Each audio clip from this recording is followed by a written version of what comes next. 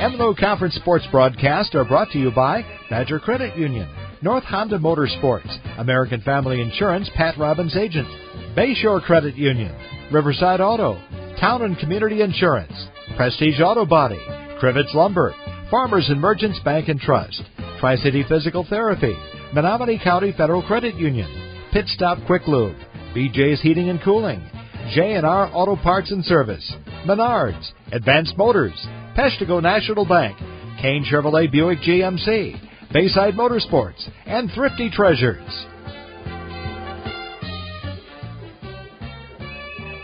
Good evening, everybody, and welcome to Crivitz. It's Crivitz High School taking on the Northern Elite Predators in a crossover conference game between the Northern Lakes Conference and the M&O. A thing that they do each year now with the dwindling number of football teams. And it's kind of an interesting matchup.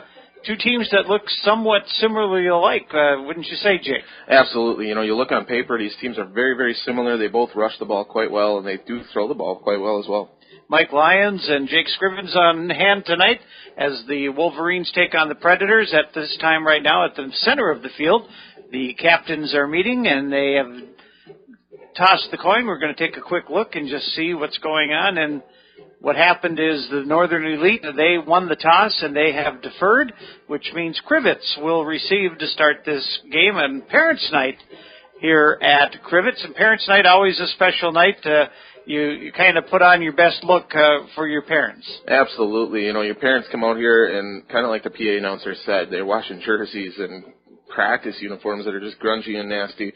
The parents do a lot for the kids to keep them looking sharp here on the field, and all the guys, their uniforms are washed every single game and driving to practices, and not so much in high school, but in the Pee Wee leagues, in the the off season, they're driving to camps and they're doing all this stuff. But, big congratulations to the parents and all the hard work that they do. Yeah, it starts in 3rd and 4th grade and it moves all the way up to the seniors, and when you get to high school, they finally have the Parents' Night to honor the parents for all the running they have done in the past. As we take a look at tonight's game, as we said, they both a running-dominated type team, but Crivitz will throw it if they get the opportunity. Absolutely. You look at Sebastian Atwood coming into the game with 196 yards passing. Last week, big win for Crivitz over Three Lakes, Phelps, 41-8. Sebastian Atwood was 4 of 8, a touchdown, 87 yards, and an interception. So, they do like to go after that deep ball.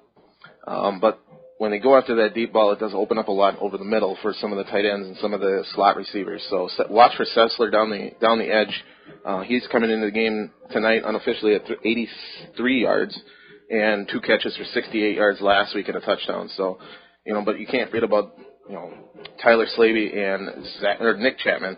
Tyler Slaby coming into the game here with 300 yards rushing so far this season in 3 quick games, and the Wolverines are 2-1. Like I said, coming off that big win over Three Lakes Phelps, where Slaby only had 79 yards, but he had 2 scores. So good, tight, close to the goal line. Then you also got Chapman, who is a north and south runner. He runs up the middle, Slaby a little bit quicker to the edge. And we'll talk a little bit more about tonight's game and what we can expect. We'll take a quick break and be back on Hits 96. Go west on 80 at the holidays. Save on cars and trucks every day. You're sure to save a bundle when you take that drive west on 180 to the riverside. You get to the roundabout, make sure you yield. Don't go straight, cause it's all cornfields. Just turn left when you see that sign. Come on in to the riverside. We'll find what you're looking for. Just show up at our front door. Chrysler, Dodge, Jeep, and Ram trucks. No overhead seats, you big bucks. Come take a ride. If you dare, out with the cows in the country air. Save big money on your next ride when you see your friends at Riverside. From the West Street 64 until you get to our front door in Marinette. You're sure to save a bundle when you take that drive. One way or another, get to Riverside. One way or another, get to Riverside.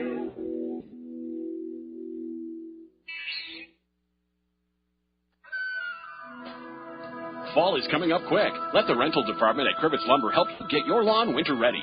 Pick up your hardware, lumber, and paint to finish up those spring projects you put off all summer. Crivitz Lumber can have you ready for the holiday season. Check out the variety of household appliances. Don't let the snow sneak up on you. Stop by Crivitz Lumber for help designing and planning your projects. Crivitz Lumber, located on Main Street in Crivitz. Visit on Facebook or crivitzlumber.com.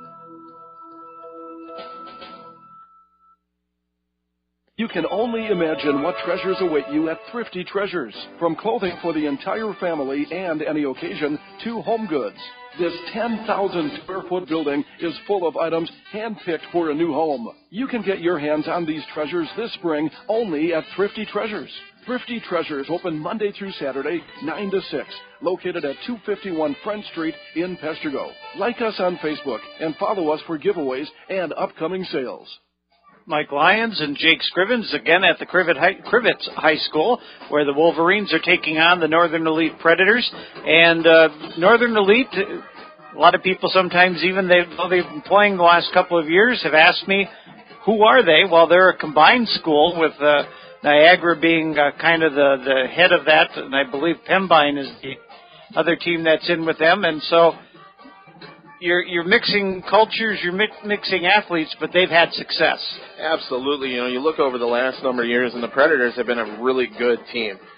Two small schools, with Goodman, Pembine, and then you got Niagara added into that, and Niagara having the grunt of the players and the grunt of the kids' enrollment in the school. Well, they've just had good athletes coming out of both schools and a lot of talent, coming through this football squad.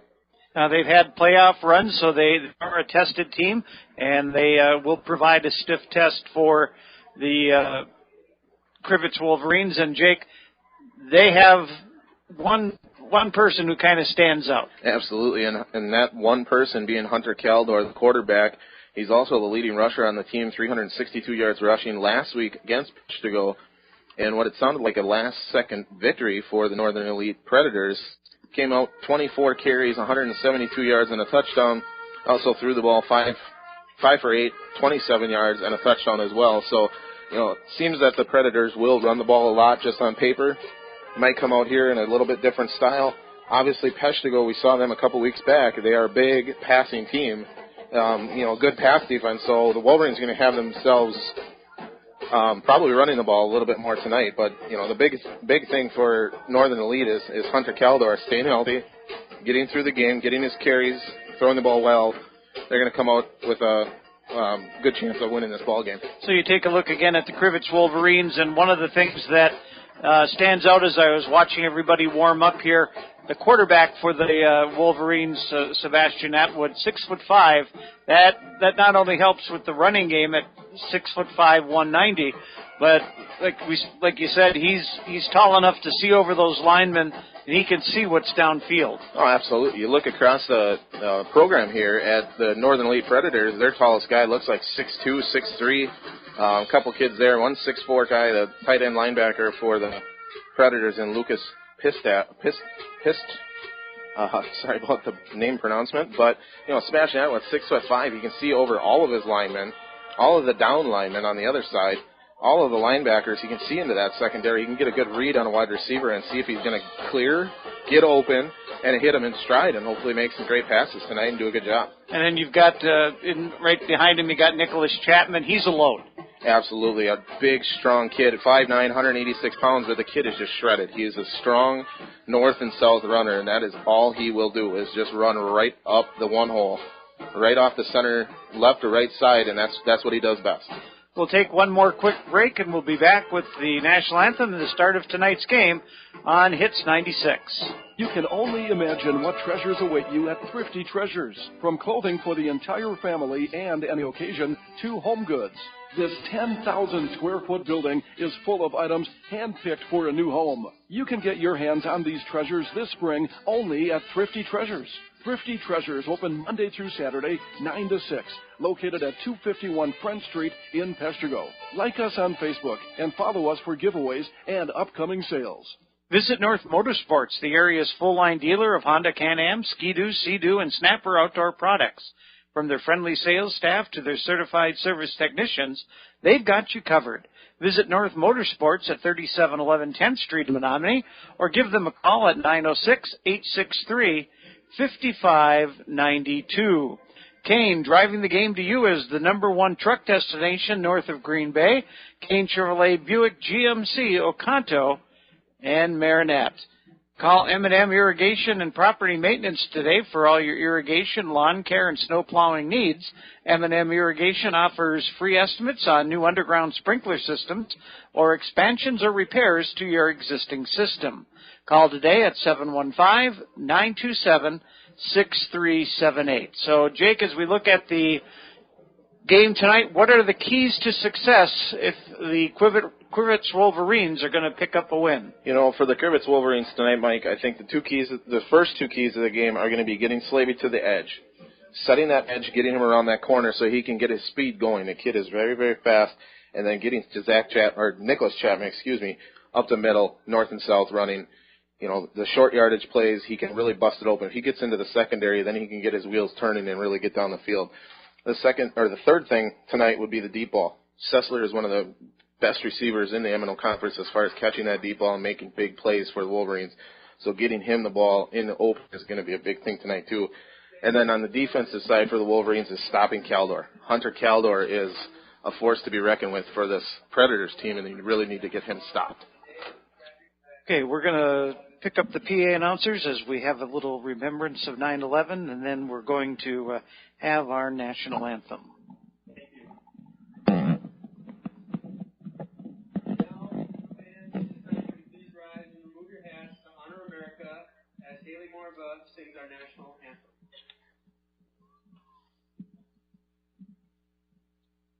Oh, say, can you see by the dawn's early light what so proudly we hailed at the twilight's last gleaming, whose broad stripes and bright stars through the perilous fight o'er the ramparts we watched were so gallantly streamed, and the rockets ran glare, the bombs bursting in air gave proof through the night that our flag was still there. Oh, say does that star-spangled banner yet wave o'er the land of the free and the home of the brave? One of the local young ladies singing our national anthem. Pretty good job. And as we get ready for tonight's game, it's M&O Conference football action. You're listening to WSFQ, Peshtigo, Marinette, Menominee. Mike Lyons, Jake Scrivens, Mike Side, as we bring you this cross-conference game in the Northern Lakes and the M&O Conference. It does count in their conference standings, so the game does have some meaning between the Wolverines and the Predators. We're going to take one last break as they introduce the starting lineups. We'll go over maybe the defensive keys to the game after that and be ready with the opening kickoff after this on Hits 96. Let me tell you, Advanced Motors, located in Coleman, has AMSOIL for all your motorcycle, ATV, marine, and vehicle needs. AMSOIL, the first in synthetics. Are you or your student moving? Advanced Motors, a U-Haul dealer, also carries packing and moving supplies for all your needs. Stop in or call today at 920-897-2677. That's 920-897-2677. That's right.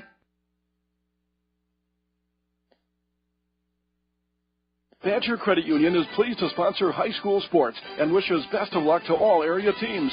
Badger Credit Union is proud to be a part of the community. Become a member if you live or work in Marinette, Menominee, or Oconto counties. See them for all types of mortgage loans, auto, vacation, and unsecured loans. They also have debit and ATM cards, share draft, share accounts, and term accounts. Take advantage of no-fee checking for students and senior citizens. Badger Credit Union, 870 Frontage Road, Peshtigo.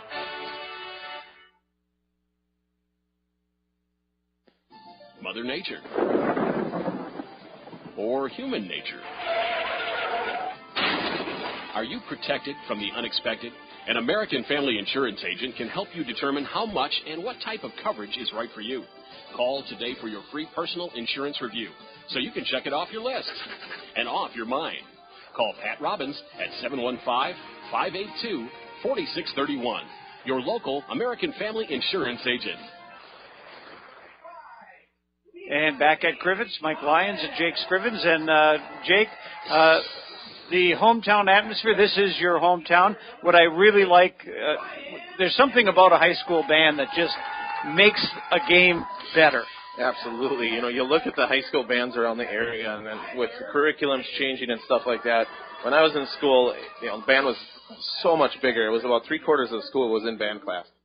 Now, you know, curriculums have changed. A few different rules have changed as far as graduating is concerned. So band numbers dwindle, but that sound is still there. And you know what? That just gets you fired up as a player, as a fan, as referees, even the coaches. You know, this is electric atmosphere here tonight. And like you said, Mike, it's a non-conference conference game. We'll call it that tonight, where it's a cross-conference.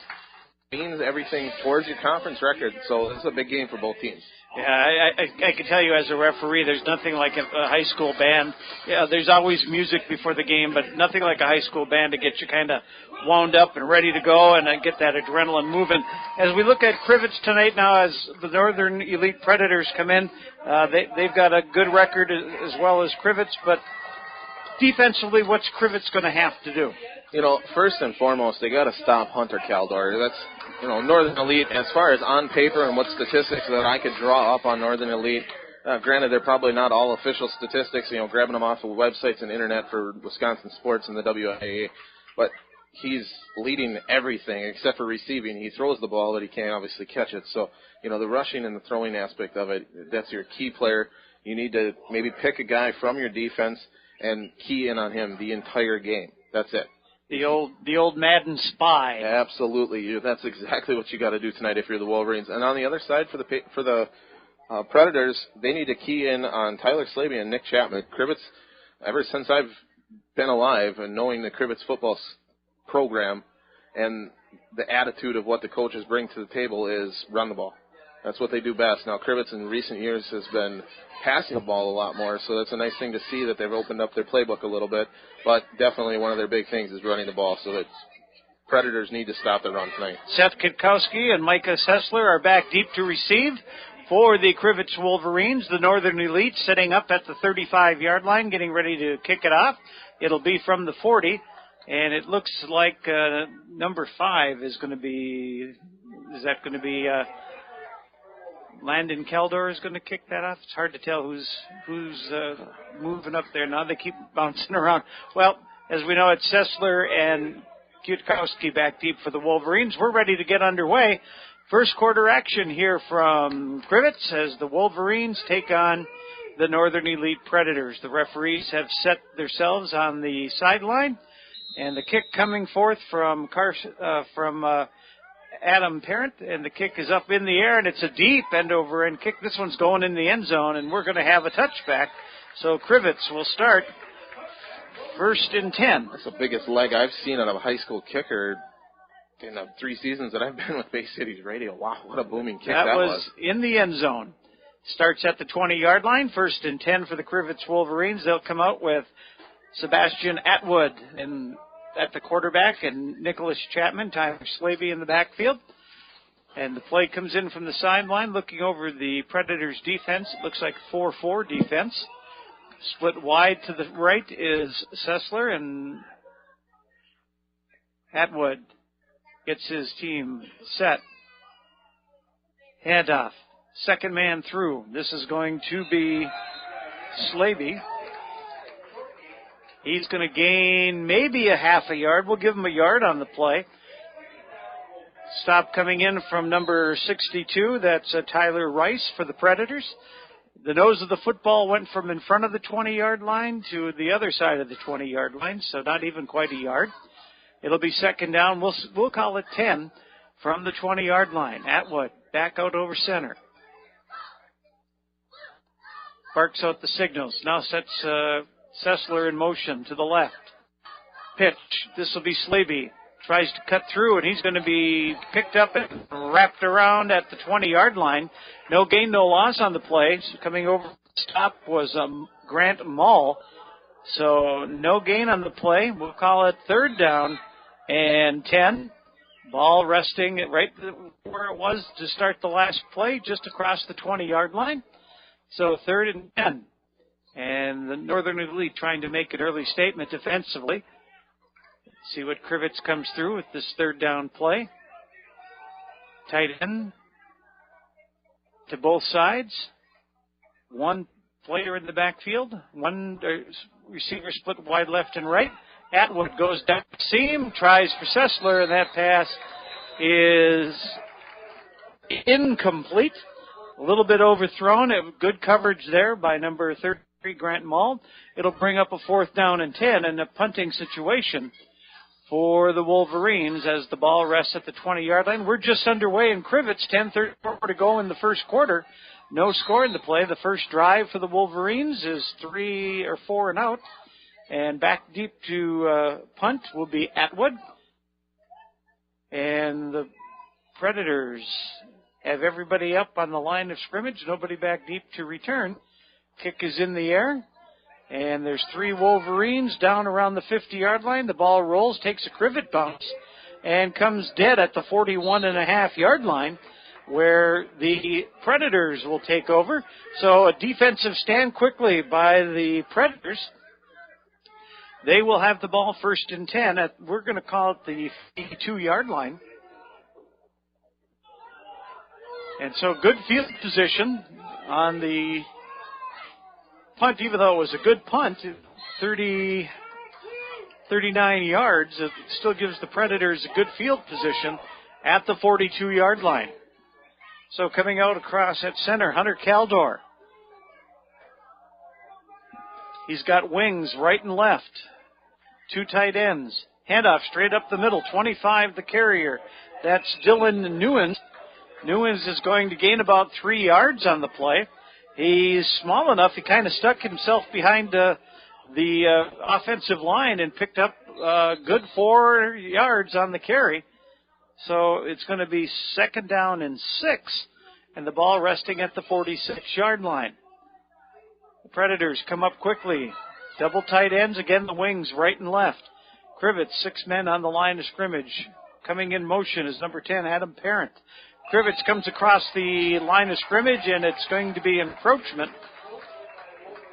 Crivitz was going to blitz the outside linebacker, and he got himself a little bit in a hurry. That's going to be a 5-yard penalty, and it'll bring up a second down and 1. The ball just across the 50 at the 49-yard line. Second down and 1, 9:41. In the first quarter, no score. Northern Elite looking to get the first down of the ball game from either team. Coming up is Caldor, Hunter Caldor. Power to the left this time. He looks, swing pass, goes over for number 10, Adam Parent. That falls incomplete. That play had the looks of something that might have happened, but the ball was thrown down at the feet of Adam Parent. It'll bring up third down and 1. Ball just across the 50-yard line, as we said, into Crivitz territory. The referees moved it back a little, so it's going to be a full yard instead of just a little bit less than a yard. Northern Elite comes in with a power line formation. Everybody on the line of scrimmage, wings right and left. Parent goes in motion. He's on the left side. Handoff goes to Hunter Caldor. He's going to gain a yard, but is it enough of a yard? It's close. The referee on the far side says no, he didn't make it. No. So it's 4th a yard. So we're going to say no gain on the play. It looked like he had gotten that far, but they said his knee was down before he leaned forward. So it's 4th and a yard. The ball is at the 49.5-yard line, about 3/4 of a yard away. Again, tight ends right and left, wings right and left, whistle. And we have a flag on the play. And we have an equipment violation. Somebody does not have their mouth guard in. So that's going to be a 5-yard penalty. That's going to help out the Wolverines on this play. It'll be 4th and now 6. Ball back in the Predators' territory at the 46-yard line. So a mental mistake by one of the Predators, equipment error. And usually when you see that, it's a mouth guard or a chin strap. Now they're punting. Now they brought in a different unit here. A whole different unit comes in from the sidelines. For two small schools, they do have a lot of players on the sideline. So numbers not a problem for both of these teams. Back deep to punt. I believe that's number 20. I can't really see his second number. Seth Kwiatkowski. It looks like Micah Sessler also back there. Another flag on the play too, Mike. Punt goes up by Parent, Adam Parent. Ball is corralled at the 31-yard line, and that's going to be grabbing it is Seth Kwiatkowski. And we have a legal formation charged against the Predators. I do not think Crivitz will take that penalty. They'll take the ball at the 32-yard line. So Crivitz has it 1st and 10 at their own 32-yard line for their second series. So both teams with a 4 and out. And the change of field position gives Crivitz about 12 yards as they ended their last drive at the 20. They're now at the 32 where it's 1st and 10. Let's see if they made any quick adjustments after the first 3 plays went awry. Predators were able to get defensive surge across the line. Atwood comes up at quarterback. Calls out the signals. Everybody in tight for the Wolverines. Handoff comes straight up the middle. There's a fumble on the play, and it's picked up by number 53, Teddy Sonnenberg. The Predators got pressure. They interrupted that handoff as the handoff was trying to get it to Slaby. They hit his arms of the quarterback Atwood. It fell on the ground, and the Predators pick it up 1st and 10 at the 32-yard line. Good job by the Predators getting that initial drive through the line, through the offensive line of the Wolverines, making a play happen. Now you got great field position and a chance to score. 1st and 10 at the 32. Under Landon. Direct snap goes to Landon in the shotgun. Gains about 3 yards or 4 yards. Let's see where they put it down. They're going to give them a full 5 yards on that, so it'll be 2nd down and 5. The ball rests just outside the 27-yard line. 7:54 and counting in the first quarter. Still no score, but the Predators are in deep, threatening at the Crivitz 27-yard line. Again, Landon sets his team. Coming in motion. Alex Dumke. Handoff. Goes straight, a direct snap to Dylan Newens. Newens goes for about 2 more yards. It'll be 3rd and 3 as the ball rests at the 25-yard line. So what the Predators are doing, they line up 2 tight ends, 2 wings, and then they have Dylan Newens and Hunter Keldor. Both in shotgun, both looking to receive the ball, so you're not sure quite who's going to get it. Handoff goes to Hunter Keldor, straight up the middle. Looks like he's got enough for the first down as he's down about the 19-yard line. So he'll gain about 4 yards on the play. And a first down for the Predators at the 19-yard line. They get into the red zone. And we have a whistle. It looks like we've got some kind of equipment problem, and they're trying to fix. So it's a helmet that needs to be fixed. Referees will give them a second. offensive line surge right now, Jake, seems to be the thing for the Northern Elite Predators. Absolutely. It's almost running a goal line offense, everybody in tight, and that double quarterback almost as in kind of a wildcat formation, and the direct snap either going to the running back or the quarterback, and then just taking off up the middle and following some blocks and opening up a couple good holes there, and a nice drive that the Predators have right now. It kind of looks like the maroon single wing, except instead of being in a down position, they're both up as quarterbacks in the shotgun. So here we go again. Hunter Keldor and Newens in the backfield. Man motion comes to the right, power to the right side. Handoff. Keldor tries the right side, dragging a couple of Crivitz players forward down to the 16, 15-yard line. Gain of about 2.5 yards on the play. Will bring up a second down and a short 8 at the 16-yard line. They gave him a little more than I thought, but it'll be second down. Play comes in from the sidelines. Crivitz going to have to make a stand here. Try to keep the Predators out of the end zone. Under Keldor to the left. Newens on the right. Power to the right side. Here comes the run. Keldor looks to the right side. It's dragging another Crivitz player down to about the 11-yard line. And that's going to be a gain of about 4 yards. It'll be 3rd and 4. The ball rests at about the 12-yard line. And good job on that one by Seth Kwiatkowski, just coming through the line, getting a hold of that running back, hold of Keldor, and slowing him down. It kept his wheels turning and wound up picking up a nice little gain there. But good job, Seth Kwiatkowski, of getting through the line and making the initial contact. 3rd and 4. Here come the Predators. Keldor and Newens. Power is on the right side this time. Now going to the left. We have a whistle. And what do we have? Delay of game against the Predators. Took a little long to get that play, and that's going to be a 5-yard penalty. The last time that kind of helped self-destruct the Predators on their first drive. And now instead of 3rd and 4, it's 3rd and 9. Ball back out at the 17-yard line. So the Predators see if that changes anything. Still taking a long time in their huddle. 5 minutes remains in the first quarter. Still haven't broken their huddle. Now they have. Here they come to the line of scrimmage. Keep an eye on that back, Judge. He's starting to count already.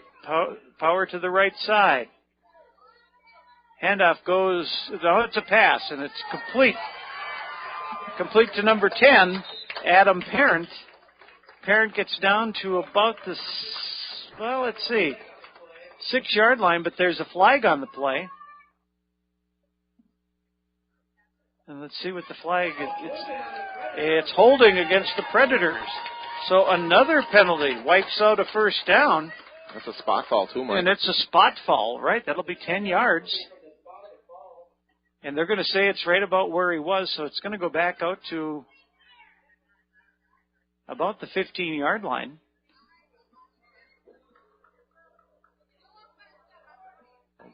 Out to the 20. So it'll bring up a 3rd down. What was a first down? It'll be a 3rd down and 12.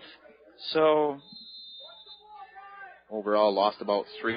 About 3 yards on the penalty, even though it's a 10-yard penalty. So it's 3rd and 12, this time from just inside the 20-yard line. Balanced right and left. Here comes Parent to the left, so the power to the left side of the Predator line. Keldor goes straight up the middle. He's grabbed quickly, making a quick stop, was out to Duquesne. Well, actually, it looks like Tyler Allen was the one coming up off the bottom of the pile. So there was a stop after a gain of maybe 2 yards, and now it's 4th. And they're going to try the field goal, I believe. With the leg that this kid has, to make it from about 50 yards back. But Parent will be trying the field goal. If he does, it will be a 35-yard field goal. Waiting for the snap. It's a little high. The kick is in the air. It hit the upright on the far left side. It had enough distance.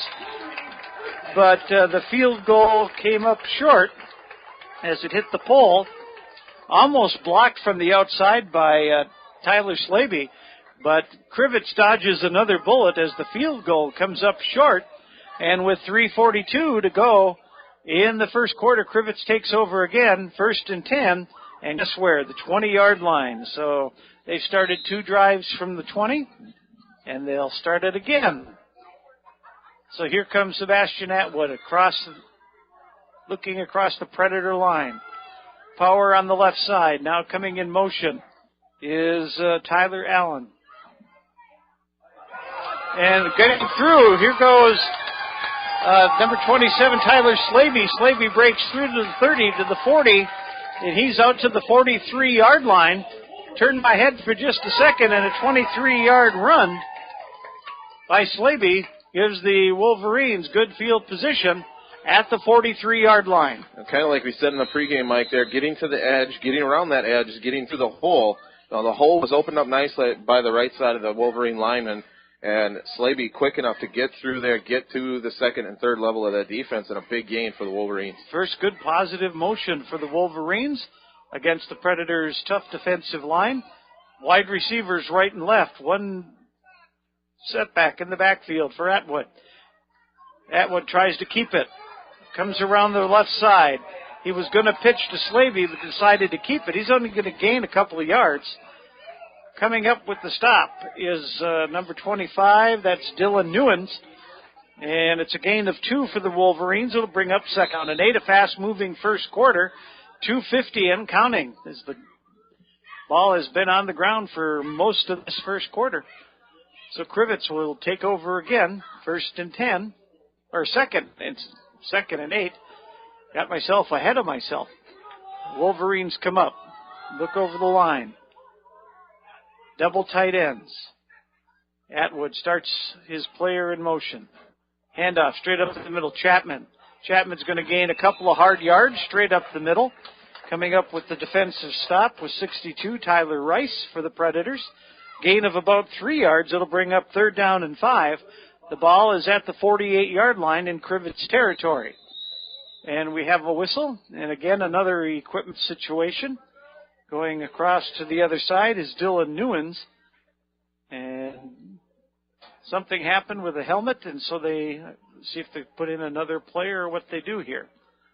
I think you'd have to put in another player. You can't stop play just because of equipment malfunction for very long. There are 10 players, so they're waiting for something. Unless they take a timeout here. And they're still waiting, and they say somebody's got to come onto the field. And there's the timeout. So we'll take a break here and be back on Hits 96. Are you still shivering from last year's energy bills? BJ's Heating and Air Conditioning will help. Call 715-927-5656 for full service, including tune-ups on your existing system, repair, replacement, or new construction. The number again is 715-927-5656. Whether it's an upgrade or a tune-up, BJ's Heating and Air Conditioning has a solution. 24/7 service for your convenience. Call 715-927-5656. That's BJ's Heating and Air Conditioning. Looking for a credit union that truly cares about you and the community you live in? Then you stop and see the folks at Bayshore Credit Union. Membership is open to anyone living or working in Marinette, Menominee, and Oconto counties. Whether it's everyday banking, a new auto loan, new mortgage, even a consolidation loan, they can help. And it's never too early to start establishing good credit. Bayshore Credit Union, located at 1514 Cleveland Avenue, Marinette. They're looking forward to meeting you. 3rd down and 5. Crivitz Wolverines, they have the ball at their own 48-yard line. 2:07 to go in the first quarter. No score in the game. Crivitz with their 3rd drive of the game. But the quarterback sets his man in motion. Handoff. No, it's a pitch to the side to Ryan Padgett. He breaks across the 50 down to the 40 to the 38-yard line. No flags on the play.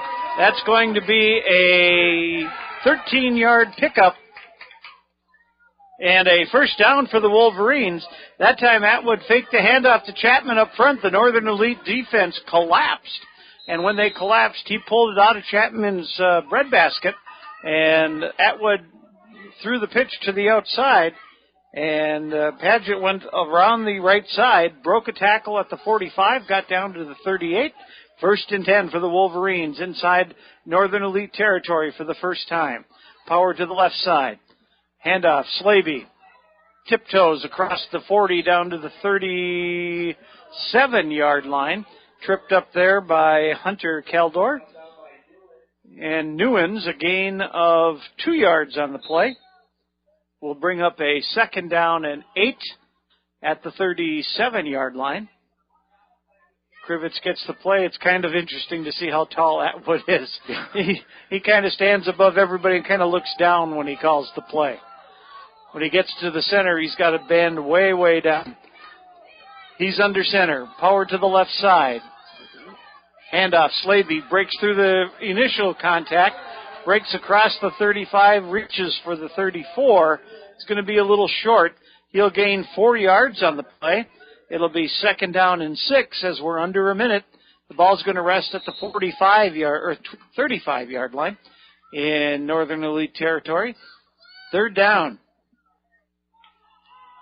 and 6. Let's see what play Crivitz has in mind. Might be our last play of the first quarter, depending on whether it's on the ground or in the air. Atwood calls the signals. Power to the left. In motion is Sessler. Pitch.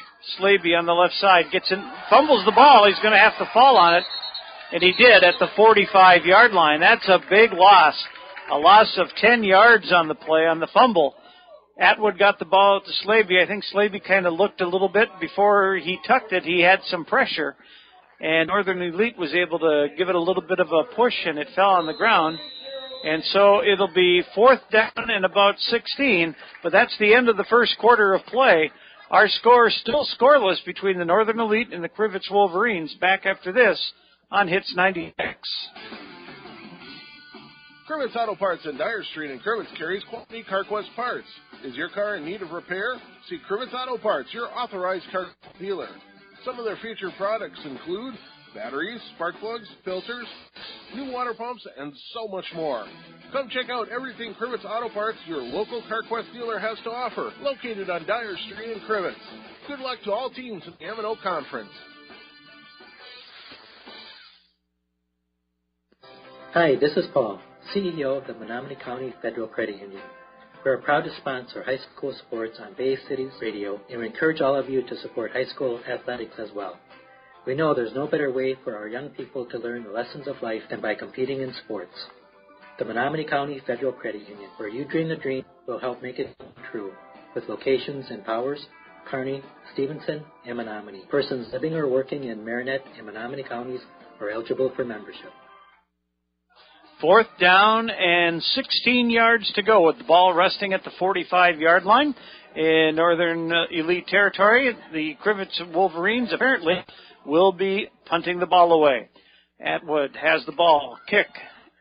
It's kind of a knuckleball. It's going to start rolling down and inside. Looks like it might be inside the 10-yard line, or is that the 10? Looks like it's right at the 10-yard line. So deep is the Northern Elite. They're down around the 10-yard line, where they'll have it 1st and 10 as we start the second quarter of play. We have no score in this game, so the Predators will be coming on the offense. And Sky Harbor 2 Restaurant and Motel Rentals wish both teams good luck tonight. Stop in for lunch or dinner, located just north of Crivitz on 141. Just a short little break there as we had to get some players on the field. And there's some big boys up front for the Northern Elite Predators. And their backs are kind of small back there, so they're able to kind of hide behind them. Hunter Caldor in the backfield. Handoff, I believe, Caldor. No, it's Newens who's got it. He's going to go for about 3 yards on the play, straight up the middle. So it'll be 2nd down and 7. Ball resting at the 13-yard line. Slaby comes out for the Wolverines. Don't know if that's just to give them a break or we'll see what's going on there. Play comes in from the sidelines for the Northern Elite. 2nd down and 7.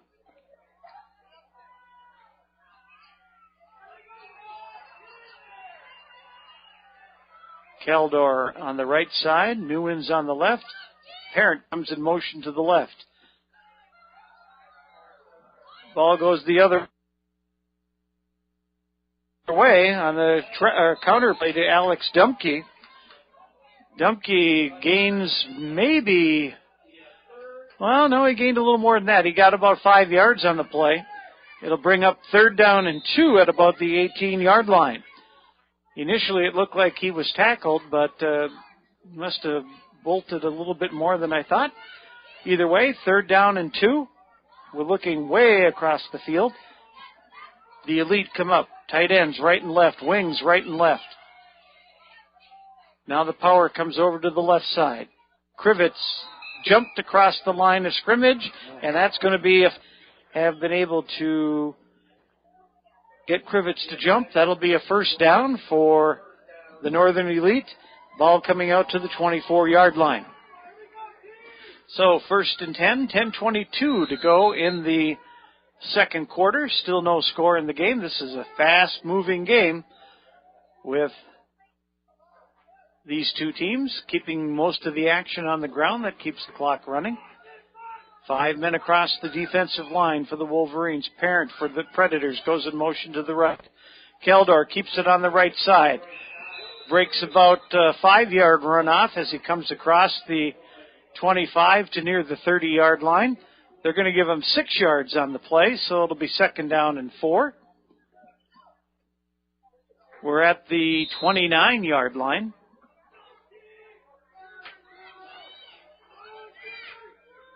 Both teams bending a little, but neither is breaking. Crivitz was able to put a good defensive stop on the Predators when they were deep in Crivitz territory. Here comes number 25, and that's Dylan Newens. He had some running room around the left side across the 35 to the 40-yard line. So he's going to gain about 11 yards on the play, and that'll be a 1st and 10 at the 39-yard line. So that was the first big run for the Predators. Yeah, a lot of small runs so far tonight, Mike, but, chipping off 4, 5, 6 yards in a carry, and all of a sudden one big play that gets you in a better field position. Again, motion to the left. Here comes Newens again across the 45-yard line to the 48-yard line. Going to pick up a good 8 yards on that play. They'll be 2nd down and 2 at the 47.5-yard line. It'll be a short 2. A lot of action on the inside, running between the tackles. Play comes in from the sideline. Coming up across the football is big Dominic Belongia. With the football in motion. We have, and I think we're going to have, illegal motion. That's what I thought. So it'll be a 5-yard penalty against the Predators. So we had our fair share of penalties here in the early going. Nothing big. One holding penalty for 10, the rest 5-yarders. But that'll bring up a 2nd down and 8 for the Predators. Ball rests right on the 42-yard line in their own territory. And so far tonight, Mike, and both teams and both all their drives actually have all ended on a kind of a miscue, whether it be a penalty or a fumble or something here, and it's kind of been a drive killer for both squads tonight. Handoff goes to Newens across the 50 to the 45, keeps those feet moving.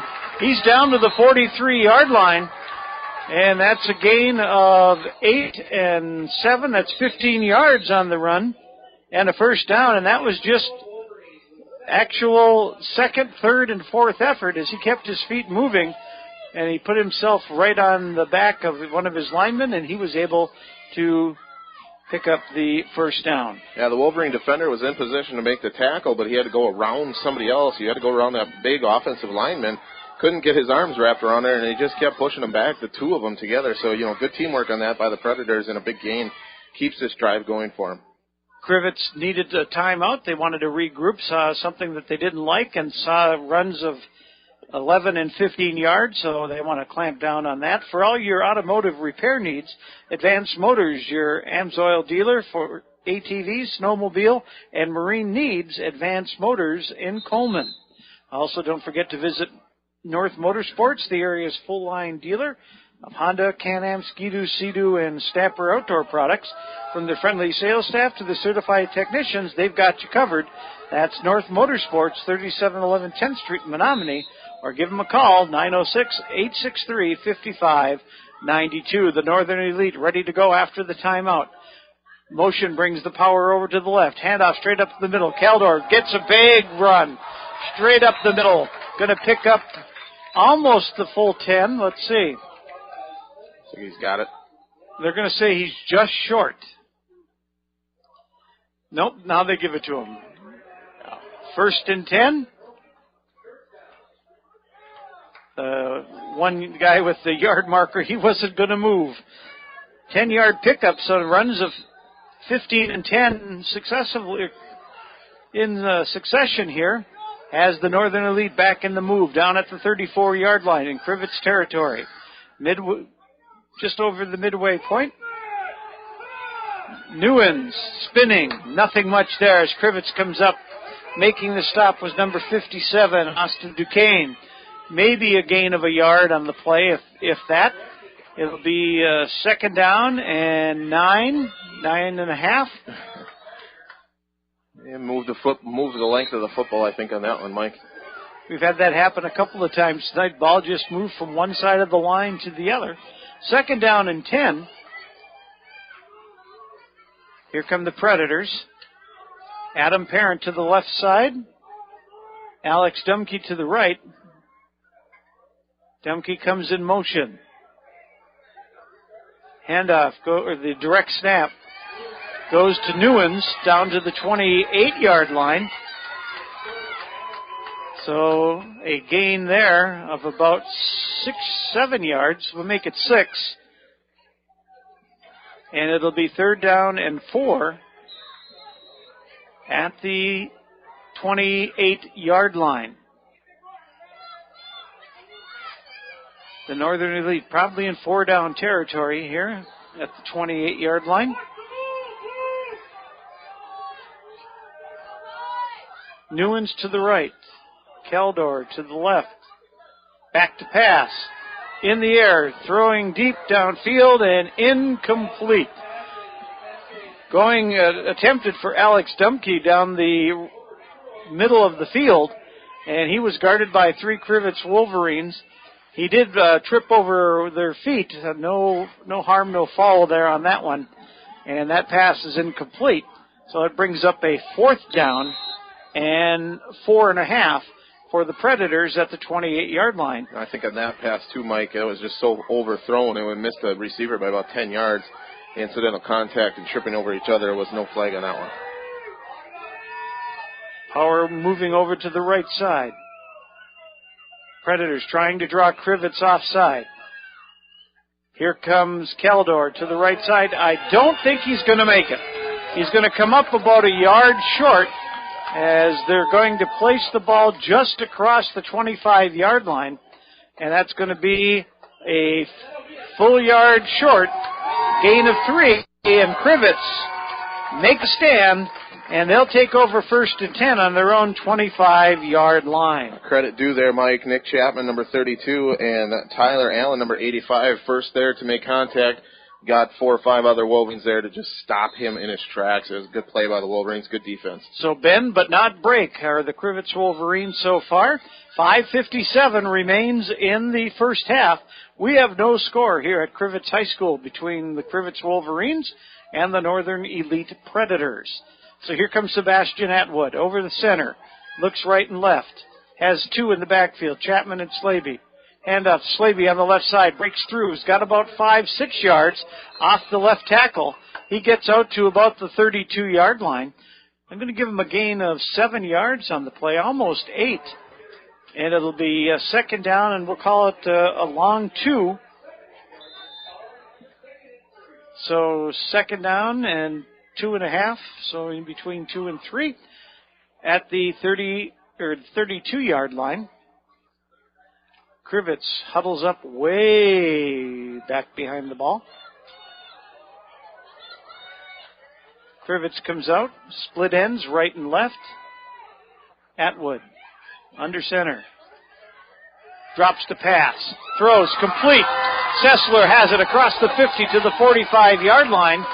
He's going to go 17 and 25 yards with that pass over the middle. And just as Jake said during the pregame show, you have to watch out because they'll get that ball to Sessler. He broke down the seam and he got a first down at the 42-yard line. You know, they tried that pass a little earlier here tonight, Mike, with Sessler and Atwood. It's a touch pass. It's just let Sessler run and streak down the slot, and Atwood just throws it up for him, and it's an all timing on that play, and the timing worked out really well for the Wolverines on that one. 25-yard first down. Wolverines in the shotgun. Atwood back to pass. Complete to Slaby. Slaby works down to about the 35-yard line. It's going to be a gain of about 8 yards. I think maybe Crivitz might have saw something, and they've gone to the passing game. It's going to come down to the 34-yard line. It'll be second down and 2 with a gain of 8. 33 yards of quick passing right here for the Wolverines. Have them move the ball at the 34-yard line. A lot of time to go in the first half. 4:43. Clock is stopped because Slaby went out of bounds. Slaby to the right. Sessler at the tight end.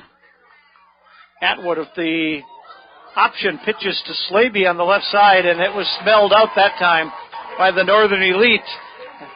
Adam Parent comes running across and drops Slaby for a loss of about 4 yards. It'll be third down and a long 5, almost 6.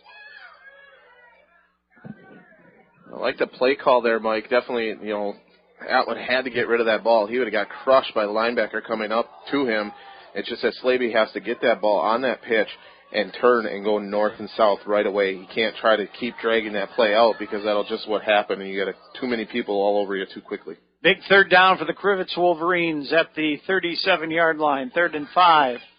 Atwood back to pass, looking. Left hand gunning, goes down deep. He was intending his pass for number 10, Karsten Olsen. There is a flag on the play. And it looks like it's against Crivitz. My guess would be a hold. Nope, they're going to say a procedure penalty. That's why I'm up here and not down there. It was in the area where they might have called holding, but procedure penalty is declined, and that'll bring up a 4th down, and let's see what Crivitz decides to do. A new team comes in. This might be the punting team. 3:48 to go in the first half. Still no score. The Predators and the Wolverines. So Crivitz in their huddle. The Predators have everybody up close. And they have Atwood in punting formation at the 50-yard line.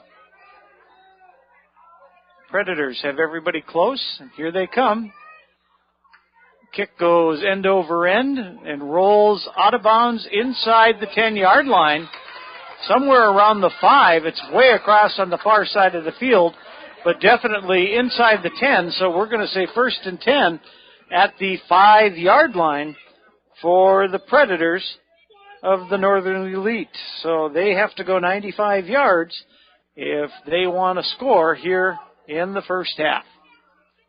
So the punting of Atwood has pinned the Predators back. Put that right in, maybe the 6-yard line. It might have went out on. It looked like the referee gave him the benefit of the doubt on the far side there, and all the way across the field here. It's hard to see where the line is, but maybe the 6-yard. We'll call it the 5.5. So Newens and Keldor in the backfield. Snap comes. Keldor rolls the right side, throws it up, jump pass. Again, going, intending for Dumke. Incomplete. There's some rumbling, but I don't know what they were rumbling about. That ball was overthrown and nobody was near anybody. So that'll be second down and 10. Ball again at the 6-yard line. Have a better look at it now. This is a spot here the Wolverines can come up with a big play and a turnover deep into the Predators' territory and, maybe get a score before the half, but in the same respect, the Predators get a big play and make it score themselves here. Howard to the left. Here comes Newens. Newens breaks across. He's at the 16-yard line. It's going to be close. Might be just short. Referee says it's just short. It'll be third down and about a yard, so we'll give him 9 yards on the pickup. Newens with the bulk of the carry so far this evening for the Predators. Northern Elite comes up. Tight ends right and left. Wings right and left. Everybody in tight. Motion by Parent to the right side. Keldor has the carry. He's going to have enough for the first down, trying to lean a little further. Tried to break a tackle, but he's going to pick up about 3 yards on the play. And that will... Now they're going to give him a little more than that, make it 5 yards, and it's a first down at the 15-yard line. Or make it the 20, I'm sorry. Far side of the field. Hard to see sometimes. We're kind of leaning out the window. First and 10 at the 20-yard line, 2:39 and counting. See what the Northern Elite do with the time remaining on the clock. Dumke comes over to the left side. This will be Newens on the carry. Has a little bit of a hole, and he gets out to almost the 30-yard line as he carried a Crivitz tackler with him, just short of the 30. It'll be second down and 1. 9-yard pickup on the play. So the Predators have been able to get some yardage, just have not been able to get into the end zone. Crivitz has been bending but not breaking. 2 minutes exactly to go in the first half. So this time the Predators break their formation. Receivers right and left. This will be Kelvin Jeffords along with Adam Parent. Crivitz. Parent gets the catch on the outside, and he's going to be tackled for a loss. That's going to be back at about the 28-yard line. It was a forward pass, but the receiver stepped back to catch it. And it's going to be a loss of about a yard on the play. We'll bring up a third down and 8, and the Predators let the clock run at 1:23. Good tackle by Micah Sessler there, getting first initial contact, wrapping up, and actually tossing him to the ground. You got to be careful with that. You don't want to get a personal foul like that. Here's Newens with the carry. He's going to be close. I think he's got enough for the first down as he crosses the 30, and that'll be just enough for a first down. Gain of 2 on the play, and the Predators will have first and 10 with 1:05 to go, just across the 30-yard line. Still 70 yards to go if they want to get into the end zone before the end of the first half. With the football. Keldor, jump pass. Dumke complete at the 40. 45-yard line. Breaks a tackle out to the 48-yard line. Gain of 18 yards on the pass play. This time they were able to get Dumke open. 18 yards on the catch and a first down. 54 seconds to go, first and 10 at the 48-yard line. Again, the receivers come out to the left. The clock is rolling. Keldor straight up the middle. Short gain on the play. He's going to pick up about 3 yards. And the Predators want a timeout with 44 seconds to go in the first half. We'll take a quick one, too, and be back on Hits 96. Hey, buddy. What? Hey, buddy. Was that my car talking? Nah, it's your engine, and I need an oil change. Oh, it hasn't been that long. Are you kidding me? Check my dipstick. It's as black as the La Brea tar pits. I know. I just haven't had time. Call Pit Stop Quick Lube. Hey, you know Pit Stop Quick Lube has no appointment service, right? Just stop in, and they'll get you done. Pit Stop Quick Lube. What's their phone number? 906-864-2426. What's that number again? 906-864-2426. Write it down. 906-864-2426. Pit Stop Quick Lube, 10th Street, Menominee. What kind of insurance are you looking for? Stop looking and let Town and Community Insurance Agency, LLC, look for you. Town and Community Insurance Agency has access to a variety of different types of insurance, such as auto, homeowners, business, life, health, farm, motorcycle, and watercraft. Available through plenty of different companies to get you the best and most cost-efficient insurance for your lifestyle.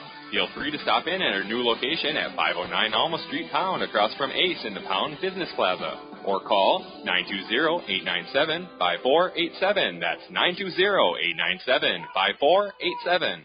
Second down and 6. The ball rests in Crivitz territory at the 48-yard line. 44 seconds remain in the first half.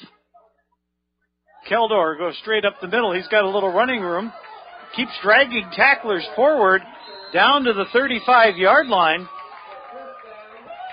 And a pickup of 8 and 5, 13 yards straight up the middle. And the Northern Elite trying to get into the end zone 35 yards away, and they have just about that much time left on the clock. So Keldor straight up the middle. Going to gain another 4 or 5 yards. And he's down to the 29-yard line. And the Predators will take another timeout. Kane driving the game to you as the #1 truck destination north of Green Bay. Kane Chevrolet Buick GMC, Ocano Marinette. And call M&M Irrigation and Property Maintenance today for all your irrigation, lawn care, and snow plowing needs. M&M Irrigation offers free estimates on all new underground sprinkler systems or expansions or repairs to your existing system. Call today, 715-927-6378, or visit mmirrigationllc.com. Sky Harbor 2 Restaurant and Motel Rentals wish both teams good luck tonight. Stop in for lunch or dinner, located just north of Crivitz on 141. So 25 seconds to go and about 29 yards to go. You know, and the other thing, too, Mike, is that the Predators are out of timeouts. So right here, you know, that field goal try early in the first quarter, the Predators, about 35 yards that one was, so they need maybe another 7-8 yards to try a field goal, get up, spike it quick on a first down, and try one here with 25 seconds to go. If they can get a first down, get up and spike it, they got a chance at a long field goal. So wings in tight. Keldor goes to the right side. Gets some running room. Going to run out of bounds at about the 20-yard line. They're going to say about the 22. So a gain of 7 quick yards. And that took only about 5 seconds. 20 seconds to go. First and 10 at the 22, 23-yard line for the Northern Elite Predators. Still no score in this football game, and we're approaching halftime. Northern Elite trying to go 94 yards for a score.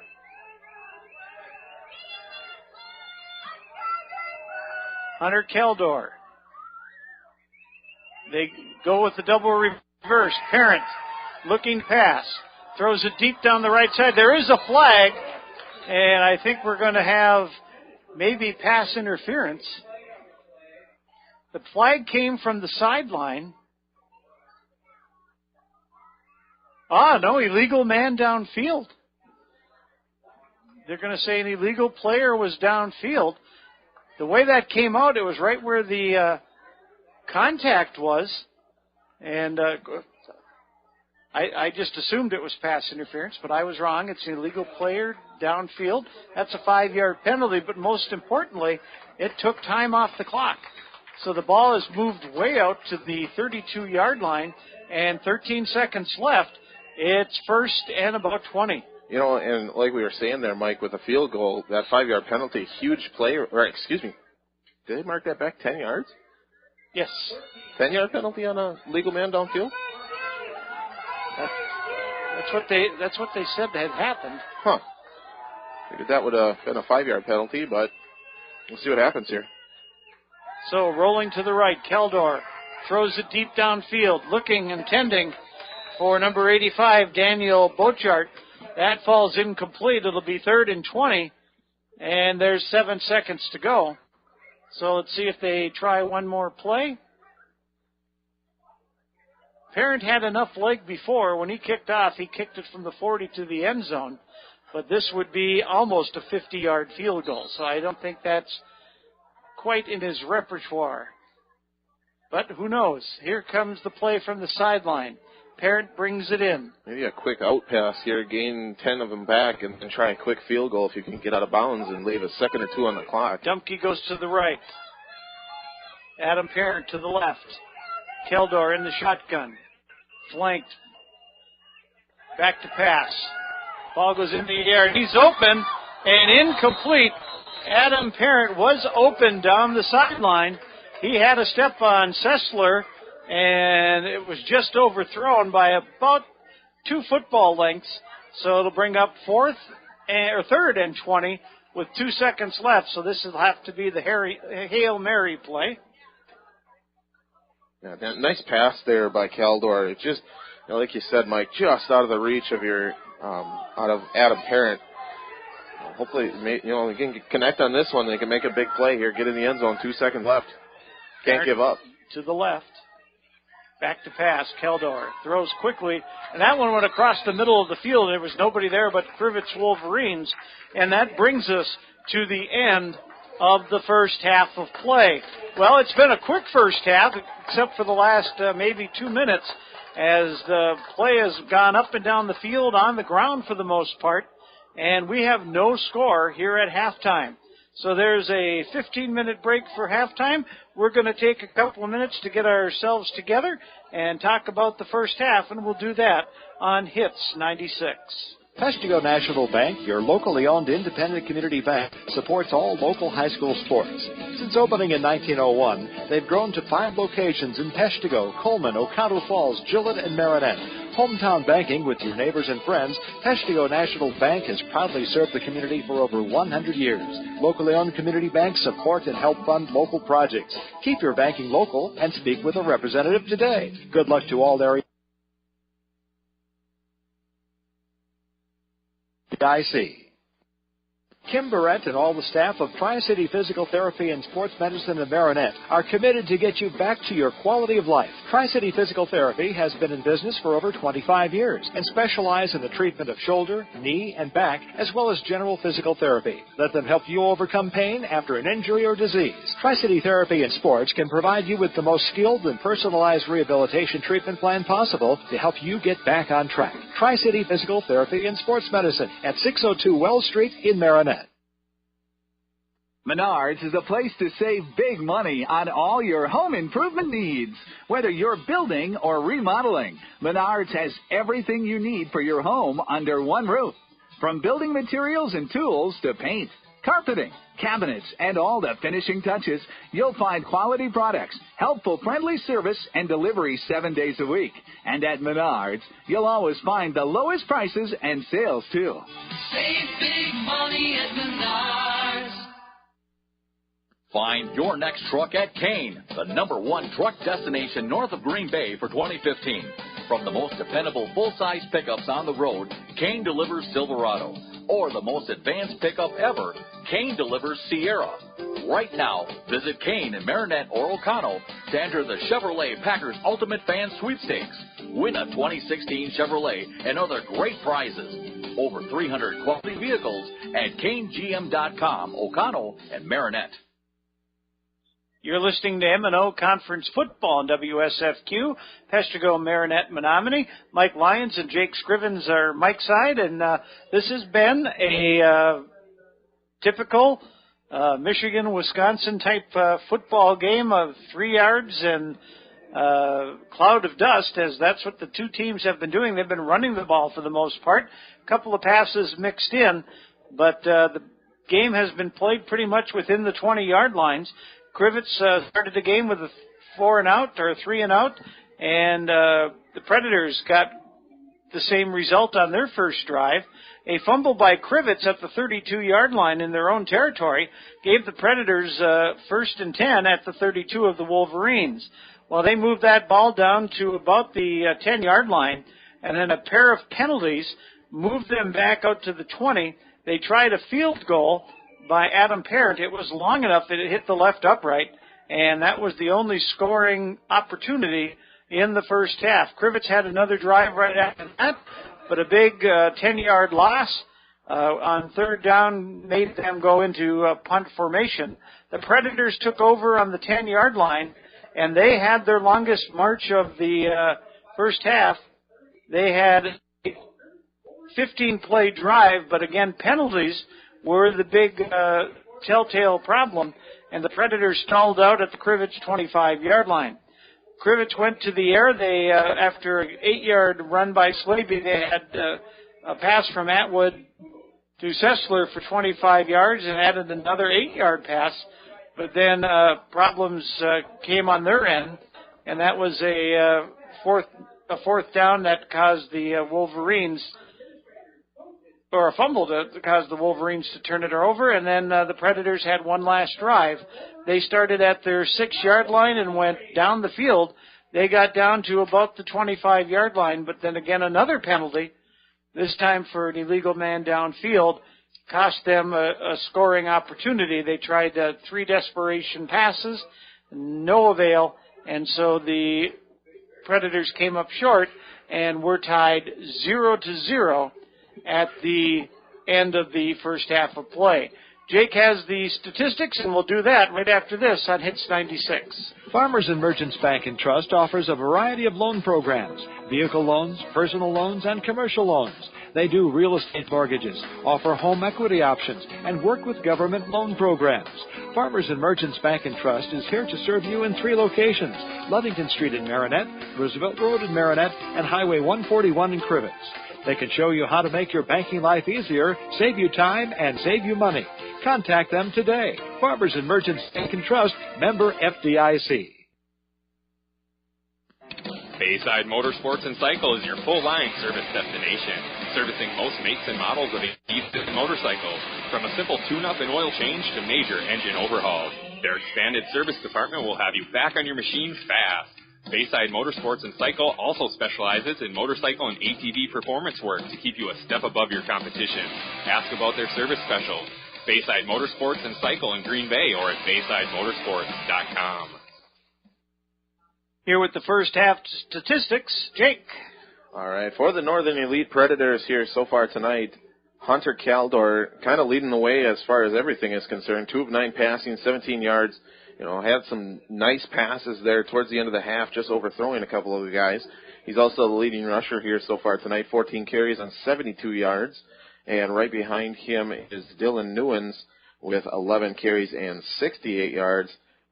And going over to Alex Dumke with 1 catch so far tonight and 18 yards. And they had another catch by Adam Parent for that negative yardage there on that side slant, step back to catch the ball, and he just lost a yard there, so that's where they get the 17 total passing yards tonight. And going over to the Crivitz Wolverines, Sebastian Atwood, 2 of 4, 33 yards passing so far tonight. Tyler Slaby, 8 carries, 22 very tough yards. He's been really pounding that middle, kind of the opposite of what we thought. We thought Nick Chapman would get a few carries up the middle and running Slaby to the outside. It's kind of been the exact opposite. They've been just pounding that middle so far tonight. Ryan Pageant, also 1 carry, 13 yards. And Micah Sessler with that big catch there towards the end of the half, 1 catch for 25 yards for him. That's about it so far tonight, Mike. It's been a very quick first half. Northern Elite has definitely moved the ball a lot better than Crivitz so far. Crivitz struggling a little bit to get moving, but they've had good field position. Both teams with their opportunities so far in this first half, nobody's been able to capitalize and kind of shooting themselves in the foot, if it were. Penalties, big losses on games and stuff like that. So I don't know what both teams need to come out here and, hey, it's still 0-0. You're still in this ball game. You need to come out and get a score right out of the gate. Yeah, both teams have tried to come up with that surprise pass. They both have one big pass that kind of set up their runs a little bit. But I think the difference right now, the Northern Elite, their offensive defensive line, they're basically the same unit.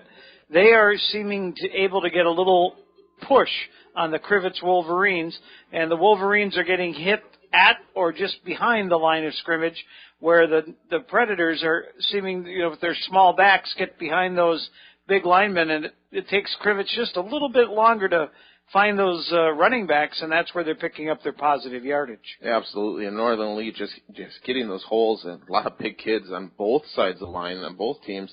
Looking across this board on these rosters here, Northern Elite running some guys at the 6-foot mark, and just over and just under, and 215, 275. There's one of the kids there, a senior, Tyler Rice, 303 pounds. He's a monster in there. He's been opening up some good holes there at the tackle position for the Predators. And same thing across the way at the Wolverines. You got the likes of, let's see here, let's grab a couple. And Austin Duquesne, a great job he's been doing tonight. Brock Keeber, another big kid, 6'4", 230-pound senior.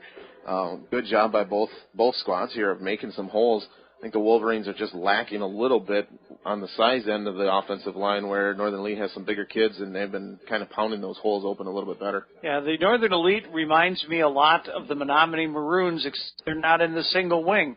It could be the single wing because it looks exactly like it, except they have the two players back in the shotgun situation instead of down in the three-point stance. They're up in the shotgun.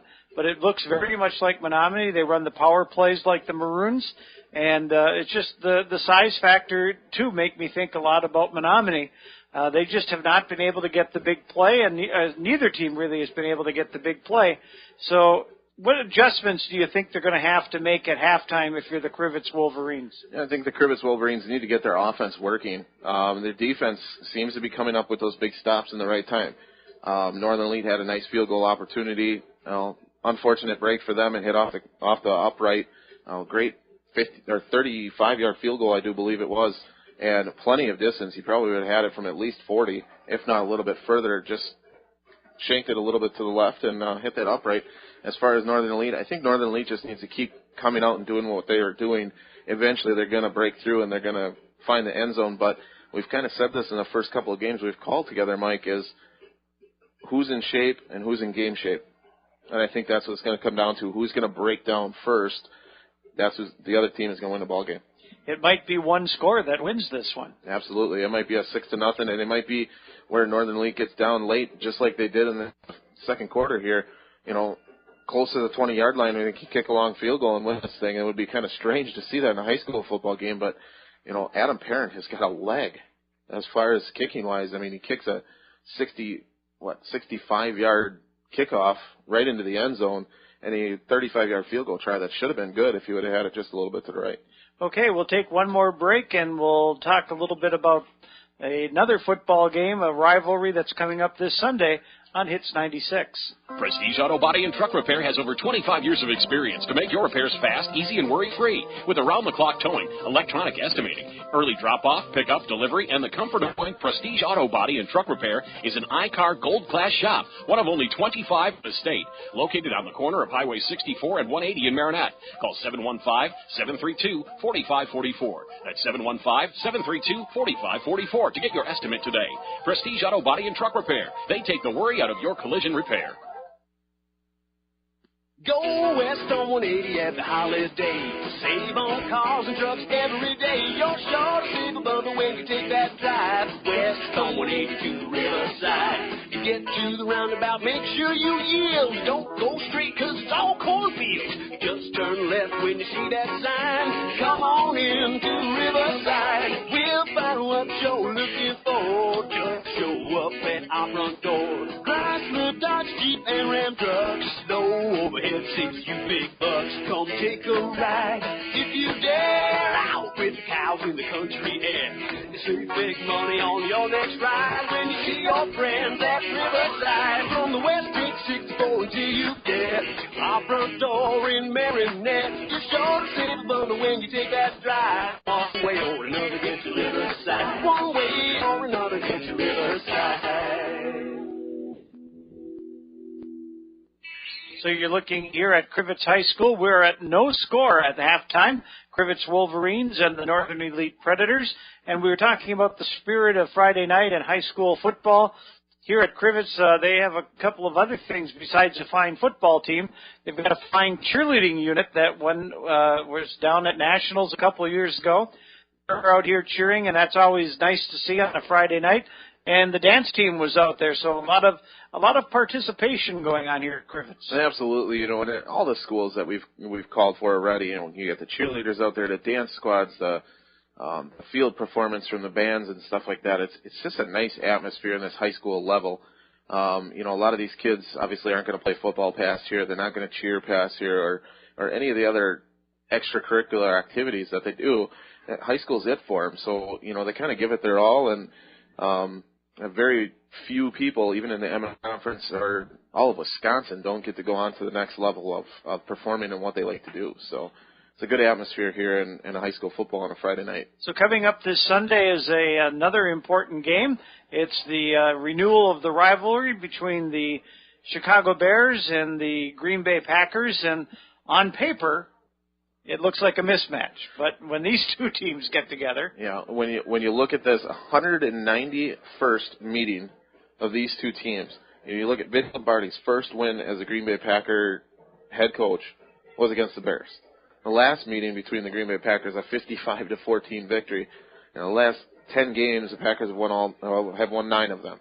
So, Packers on paper look like they're going to dominate the Bears. But you know what? First game of the season, they got a couple key injuries on both sides, really, when you look at it on paper. It's really anybody's ball game. You're just starting out. You're coming off of a preseason that you didn't have a lot of starters playing if you're a Green Bay Packer. So, it could be anybody's ball game, and it can definitely tell the tale of how your season's going to go. One of the kind of interesting things that to look at, the return of James Jones, and when you look at that, is the chemistry still there? Because there was chemistry between Aaron Rodgers and James Jones before, and he's taking up the slack of Jordy Nelson, and that could be a big key to the Packers' success. Absolutely. Anytime that you have a veteran or you bring a veteran into your squad, the 1996-97 team, the Super Bowl 31 winning team, they bring in an Andre Rison who 1 year with the Packers and he did great things for the Packers, just brought in that veteran presence. Now you add in a new and improved James Jones, a little bit more experience, a couple different teams. Maybe learn something from a couple different coaches that the other teams that he's played for. Comes back to Green Bay under one of probably the best quarterbacks in the league. Definitely an argument between certain fans and stuff like that. But great squad. I think Packers get a good chance of going a long way this year. Mike McCarthy kind of gave a little locker room material to the Chicago Bears early in the week, kind of saying that he thought that the Packers were the better team. But, when you're the head coach, you've got to have confidence in your team. Oh, absolutely. And it goes right down to this high school level here. Both of these coaches are going in the locker room saying, hey, guys, good first half. We're not losing. You got to take something positive out of something negative. Both teams able to move the ball so far tonight, get into the scoring area. I mean, I don't think the Wolverines have been in the red zone yet tonight, but they've definitely had their chances to get into the red zone, where Northern leads it into the red zone of the Wolverines. So one of those things that, you got to take that confidence and put it back into your players when they might be getting down right now saying, oh, man, we can't move the ball, we can't do this, we can't do that. Hey, you're 0-0 knotted up. It's a brand-new ball game, the second half coming up. So the second half is just around the corner. The two teams have returned to the field. They're doing their final warm-ups, and we'll be back with the second half right here on Hits 96. Fall is coming up quick. Let the rental department at Crivitz Lumber help you get your lawn winter ready. Pick up your hardware, lumber, and paint to finish up those spring projects you put off all summer. Crivitz Lumber can have you ready for the holiday season. Check out the variety of household appliances. Don't let the snow sneak up on you. Stop by Crivitz Lumber for help designing and planning your projects. Crivitz Lumber, located on Main Street in Crivitz. Visit on Facebook or crivitzlumber.com. You can only imagine what treasures await you at Thrifty Treasures. From clothing for the entire family and any occasion to home goods. This 10,000 square foot building is full of items handpicked for a new home. You can get your hands on these treasures this spring only at Thrifty Treasures. Thrifty Treasures open Monday through Saturday, 9 to 6, located at 251 French Street in Pestergo. Like us on Facebook and follow us for giveaways and upcoming sales.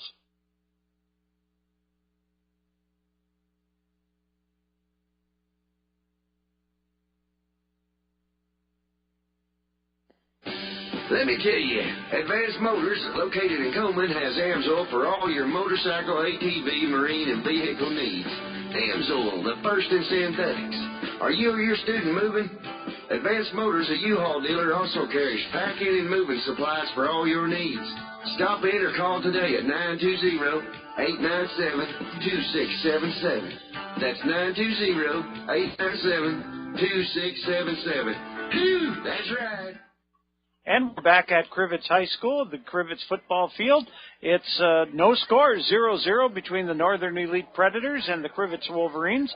Both teams have had their halftime talks, and they've gotten their final instructions, and we're getting ready to start the second half of play. Sebastian Atwood comes out to set up the ball at the 40-yard line. Back deep for the Predators, Adam Parent and Alex Dumke. Yeah, really, Mike, I was kind of thinking there in the last time out that a special teams play could come into a big factor here in this game. You know, whether it be really good field position, you know, returning this kickoff for a touchdown, returning a punt for a touchdown later in the game. You know, special teams could be the victor here as, you know, offenses and defenses are both working hard and just not able to put points up on the board. So the ball is set up at the 40. Atwood pacing it off, getting himself ready to go. At 6'5", he's towering above just about everybody out on the football field. He signals to the referee. The referee says, "Okay, sir, let her go." Atwood approaches the ball, and we are underway here in the second half. Kick is going to be taken by Parent at the 15-yard line. He's to the 20, 25. Breaks the tackle, comes out near the 28, 29-yard line. And he'll get to the 30 with the roll. It'll be 1st and 10 for the Northern Elite. They'll have the ball at the 30-yard line. So the Northern Elite have it at the 30-yard line. Right on the 30-yard line. So it is 1st and 10. As we said, we're just underway in the second half. No score in the football game here from Crivitz. The Elite break the huddle, coming out over center.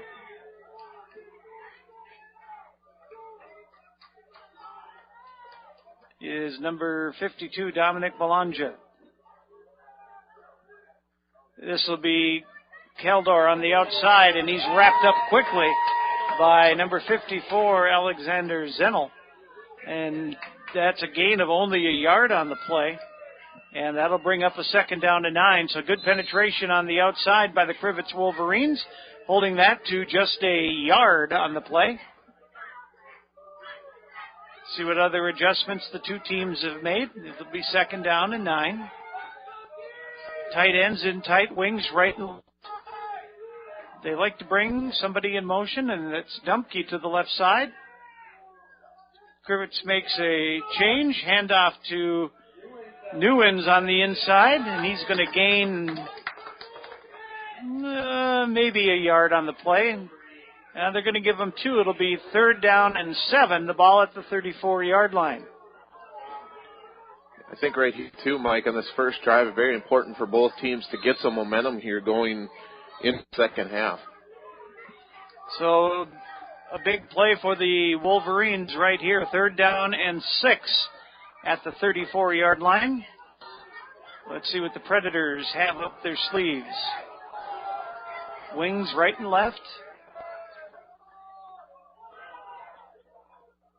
Snap. Goes to Newens. He tries the right side, left side. He's got a lot of running room. He's going to gain about 9 yards on the play across the 40 to the 44-yard line. We're going to give him a full 10, and that's a 1st and 10 for the Predators at the 44-yard line. So just straight power. They loaded up the left side and said, see if you can block everybody, and Newens was able to break through, and he wasn't really touched until he had about 7 yards upfield and enough for the 1st down. So the Predators still grinding it out. 1st and 10. 10 minutes to go. We're just underway here in the second half. Still no score in the football game. Wolverines stock the line of scrimmage. Reverse to Demke on the left side. He's going to gain about 5 yards on the play. Alex Dumke gets just shy of the 50-yard line. He's going to pick up 5. It'll be 2nd down and 5 on the play. That time they tried a little reverse action coming across the play. Good for almost 6 yards, but a good 5 at the 49-yard line. So the Predators still in their territory. 5th play of the drive. They take a long time in the huddle. Now they break it. Again, double tight end. Everybody in tight. Newens has the handoff straight up the middle.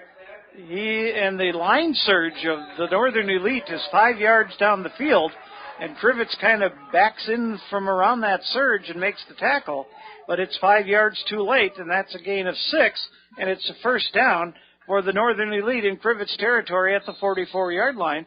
So they're moving the ball smartly. They're picking up sizable chunks, at least on the last 3 plays, of 10, 5, and 6. First and 10 for the Predators in Crivitz territory at the 44-yard line. Newens right, Caldor to the left. In the backfield. This will be Newens straight up the middle.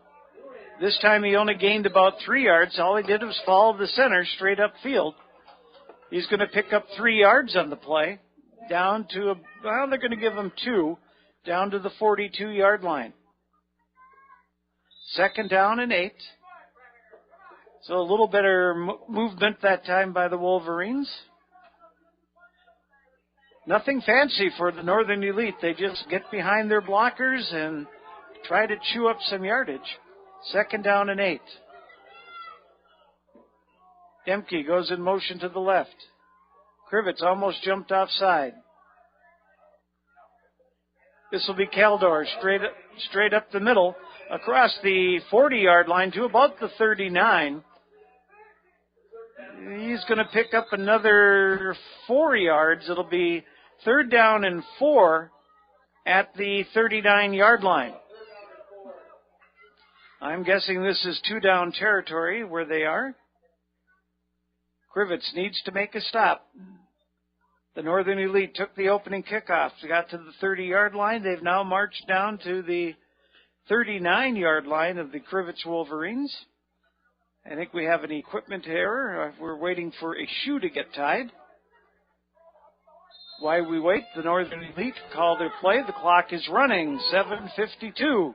I feel like a countdown technician at NASA. Quick game so Quick far. game. T-minus 7:45 and counting. In the backfield, Newens, Caldor. Newens takes it along the left side. Broke a tackle, and he's got enough for the first down. He is down to the 33-yard line. Gain of 6 yards on the play and a first down. So the Predators have it first and 10 at the 32-yard line. So the Predators starting to threaten, marching down the field in the opening possession of the second half. Crivitz needs to make a stop. Got to have something happen. Caldor to the left. Newens to the right. Ball is on the ground. Newens trapped in the backfield and tackled back at the 38-yard line. Oh, they're going to make it. Well, it is the 38. So a loss of 5 yards on the play. We said they needed some help, and they just got it from the Predators, and a loss of 5 yards. The pitch went back to Newens, who tried the right side. He dropped the ball, and Crivitz was there to pick up the damage. It'll be second down and 15. Now the ball's at the 38-yard line. We're moving along. It's 36 to go in the quarter. Crivitz has not had the football yet. Motion to the left. Newens with the carry, and Crivitz is coming across the line of scrimmage this time. A gain of a yard on the play. So Crivitz has made an adjustment as the power moves to one side or the other for the Elite. Crivitz is stacking that side of the line of scrimmage, and they're getting some more line surge, and that's starting to help break down that force that the Northern Elite has had for most of the game. Third down and 13. Ball at the 36-yard line. 5:52. Third quarter, no score. This time the motion is to the right. Pass cross field is dropped. And the Northern Elite had a good play set up that time. Grant Mall was wide open on the left side. Nobody else was over there. And the pass was just dropped by Mall at about the 40-yard line. So it'll bring up a fourth down at the 35-yard line. Yeah, Wolverines definitely over-pursue on that one and come towards the near side on the run, which they've been doing the entire drive. And a quick throwback across the field. He had daylight to the goal line on that one. 4th and long, 4th and 13. Demke comes to the right side. Back to pass. Keldor, squib kick. Quick kick out of the shotgun formation, just like Menominee would do, down to about the 11-yard line. So the punt,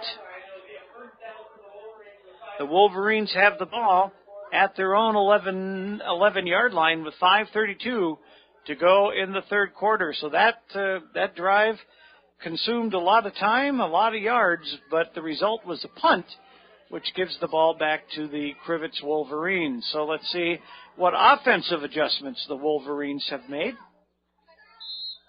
They break huddle. And coming out over the football, Arthur Dema. Atwood over center. Looking. Handoff. It looks like Slaby on the left side. He's going to gain maybe a yard, maybe 2. They're going to give him 2 yards on the play. Dominic Belonja just in the hole there, just waiting and Slaby, and gave him a good pop there. You could hear it all the way up here in the booth. A nice tackle there by Belonja.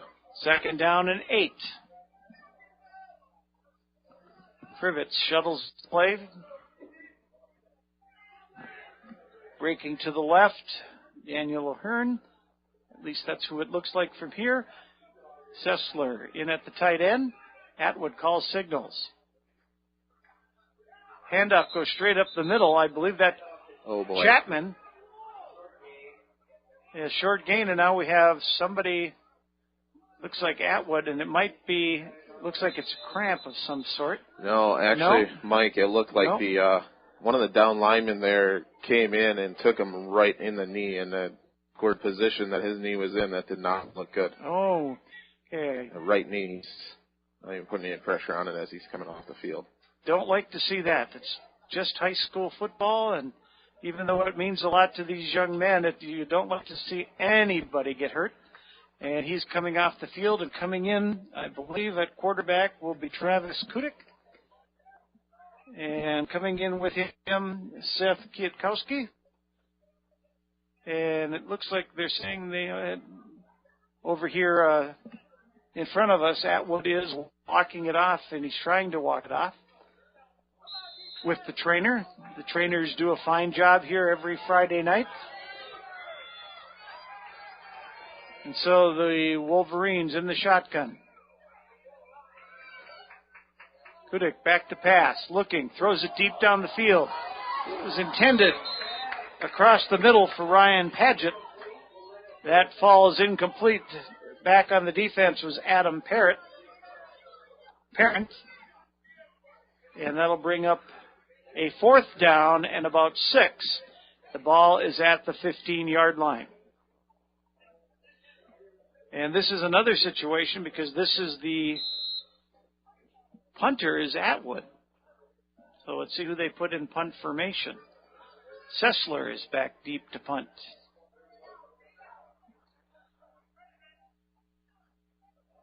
High snap over his head, and he did get the kick away, luckily, and it's going to take a Crivitz bounce. But and a flag on the play, too, in the end zone. Oh, we might have running into the kicker or roughing the kicker.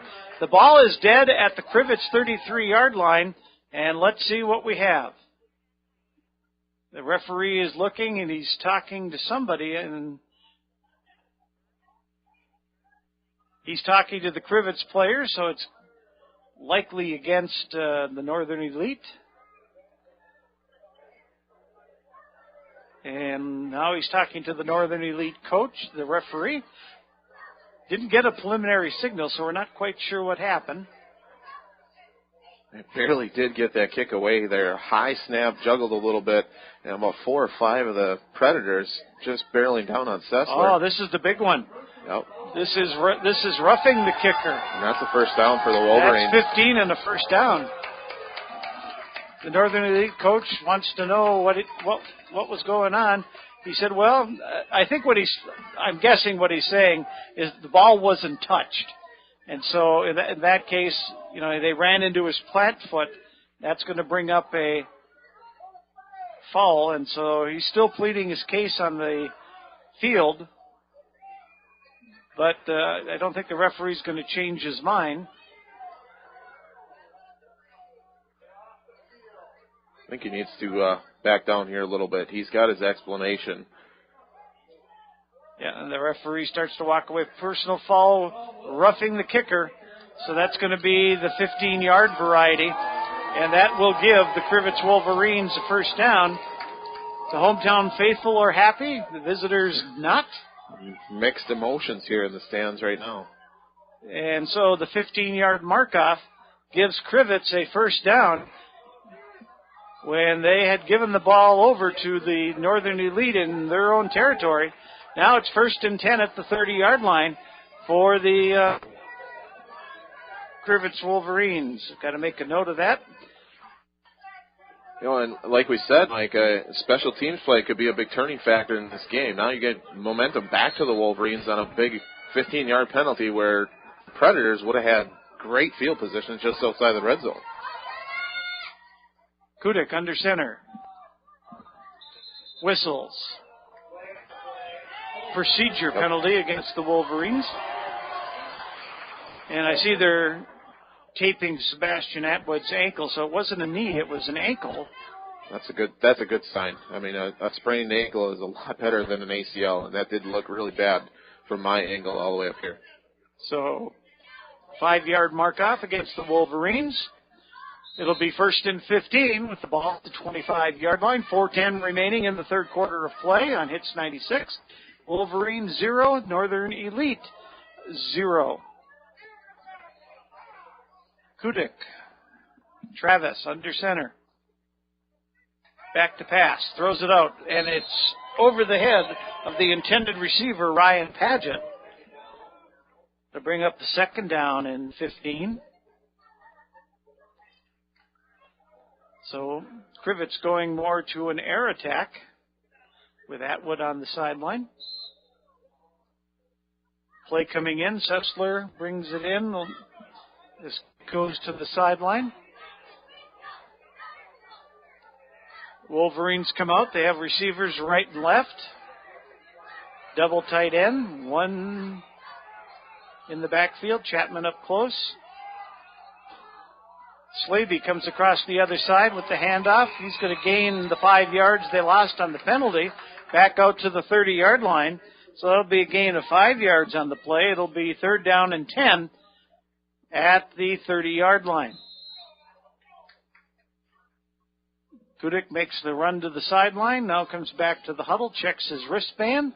He's got the play from the sideline. A big 3rd down for the Wolverines at the 30-yard line.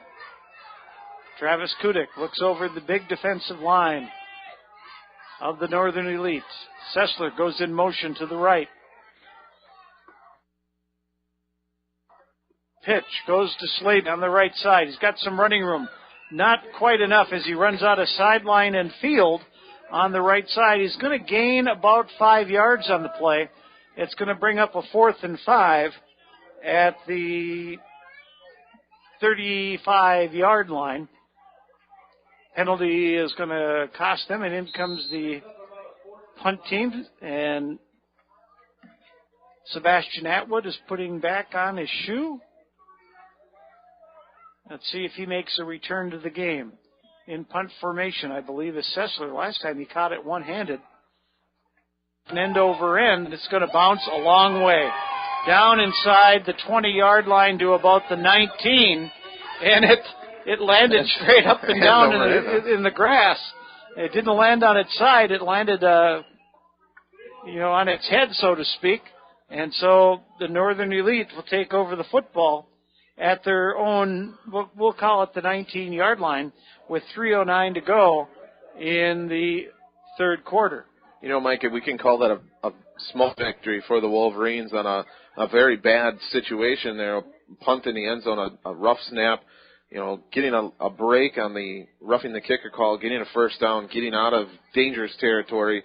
moving the ball a little bit and then getting a great punt and pinning the Predators deeper. Now you get your defense back on the field and try to make a big play here. Menominee Maroons lead Kewanee 14-0 in the third quarter. Predators have the ball. Keldor tries the left side, got a little running room, breaks a little ways across the 20 to the 25-yard line. Gain of a good 5, almost 6 yards on the play. We'll call it 6, and it'll be second down and a long 4 at the 24-yard line. No score in the football game here at Crivitz. It's beginning to feel like an overtime game. One big play may be all that's needed. Direct snap goes to Keldor, or to Newens. David Newens gains about 2 yards on the play. It'll be, well, let's see, they gave him a little more than that. They're going to give him about 3, so it's going to be third down and 1, and it's a short one at about the 28.5 yard, or 27.5 yard line. Got to get to the 28.5 for the first down. 1:57 and counting in the third quarter.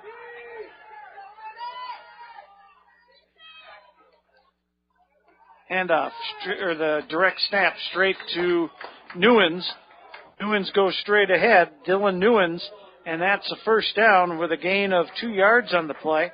So it's 1st and 10 with the ball resting at the 30-yard line for the Northern Elite. They'll have another set of downs.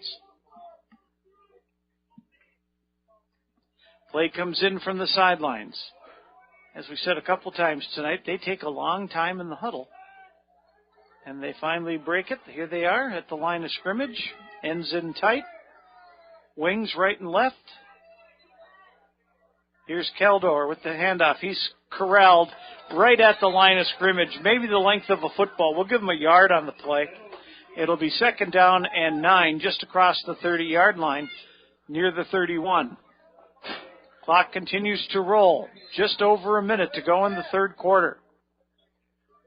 Atwood throwing on the sideline, so I think we might see a return, though he doesn't have his helmet on. It looked like that was that right leg, which a left-handed thrower, that's definitely his lead leg. Might not be a huge factor for him, but he also does like to run the ball and run that option a little. This is Newens, Dylan, straight up the middle. He's going to get to the 35-yard line. He's going to gain a good 4 yards on the play. It's going to bring up a third down and 5 at about the 41-yard line. They've got to get right to the 45, so we're going to give them a little more on that. I'm going to give them a gain of 5. It'll be 3rd and 4 with the ball resting on the Predators' 36-yard line.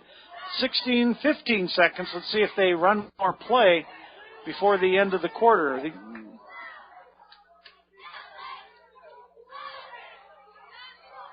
Clock is running, and it's the direct snap, and there he goes. Keldor is going to be gone to the 5. Touchdown. I believe, yes, it is. Gone is Hunter Keldor. We said one big play, 64 yards, and a touchdown for Hunter Keldor. He broke through the line of scrimmage. Crivitz had sent everybody in for the kill there, and 64 yards later, Hunter Keldor goes the distance as the third quarter comes to a close, and the Northern Elite has taken the lead 6-0. Parent comes in, Adam Parent, to attempt the extra point. Here comes the snap. Perfect snap, kick in the air, straight down the middle, and at the end of the third quarter, our score stands, the North 7 and the Crivitz Wolverines 0. Back with more on Hits 96. Badger Credit Union is pleased to sponsor high school sports and wishes best of luck to all area teams. Badger Credit Union is proud to be a part of the community. Become a member if you live or work in Marinette, Menominee, or Oconto counties. See them for all types of mortgage loans, auto, vacation, and unsecured loans. They also have debit and ATM cards, share draft, share accounts, and term accounts. Take advantage of no-fee checking for students and senior citizens. Badger Credit Union, 870 Frontage Road, Peshtigo.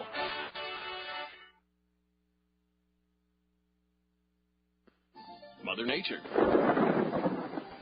or human nature? Are you protected from the unexpected?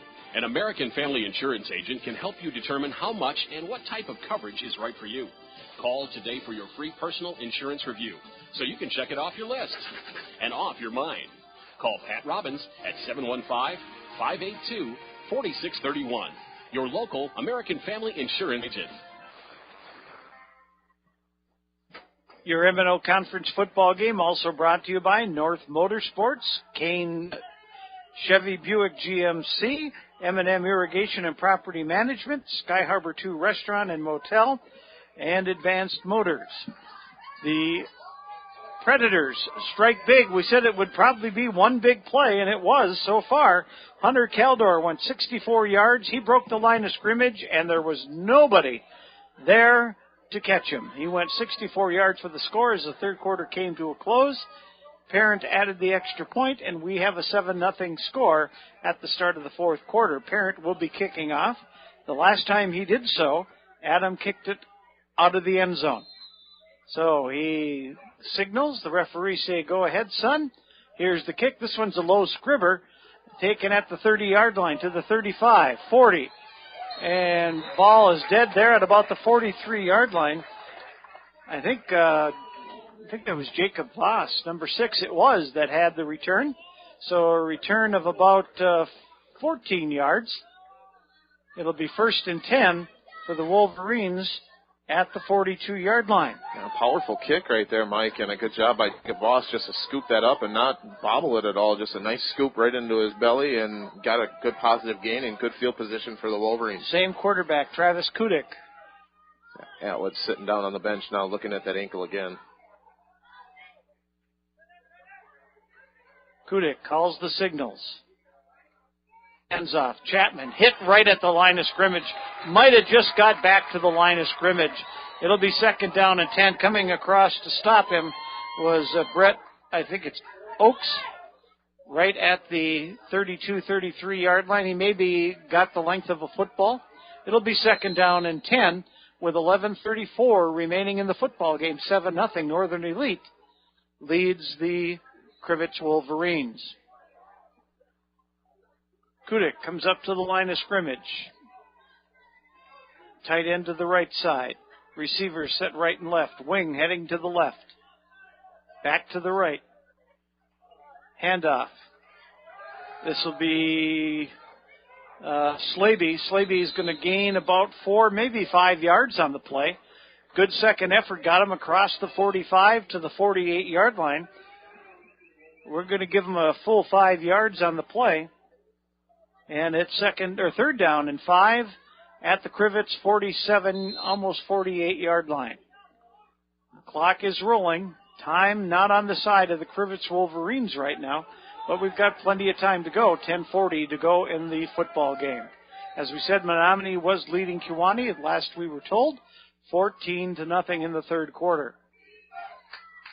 Kudik drops back to pass, looking, rolling, has trouble, gets away. He's got some room. Breaks a tackle. He's at the 40, 35, 30, 25. Flag on the play. And way back. And now they move it ahead a little bit at the 35-yard line. And when you see something like that, it's usually an illegal block or something downfield. And here comes the head referee. Yep, illegal block.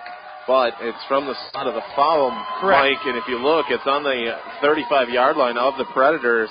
That's going to push them back 10 yards. They should still get a 1st down out of this. There should be a 1st down. A positive out of a negative. That should still be a 1st down.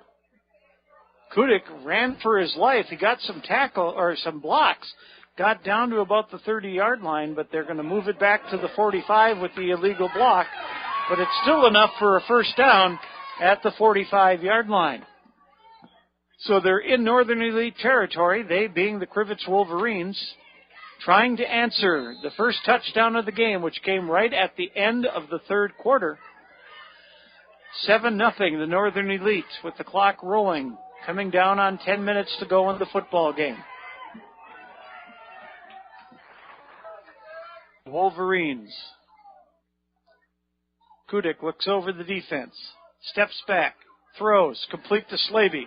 He's got 4 Predators to get away from, and they all collapse on him right at the 45-yard line. Maybe lost the length of the football.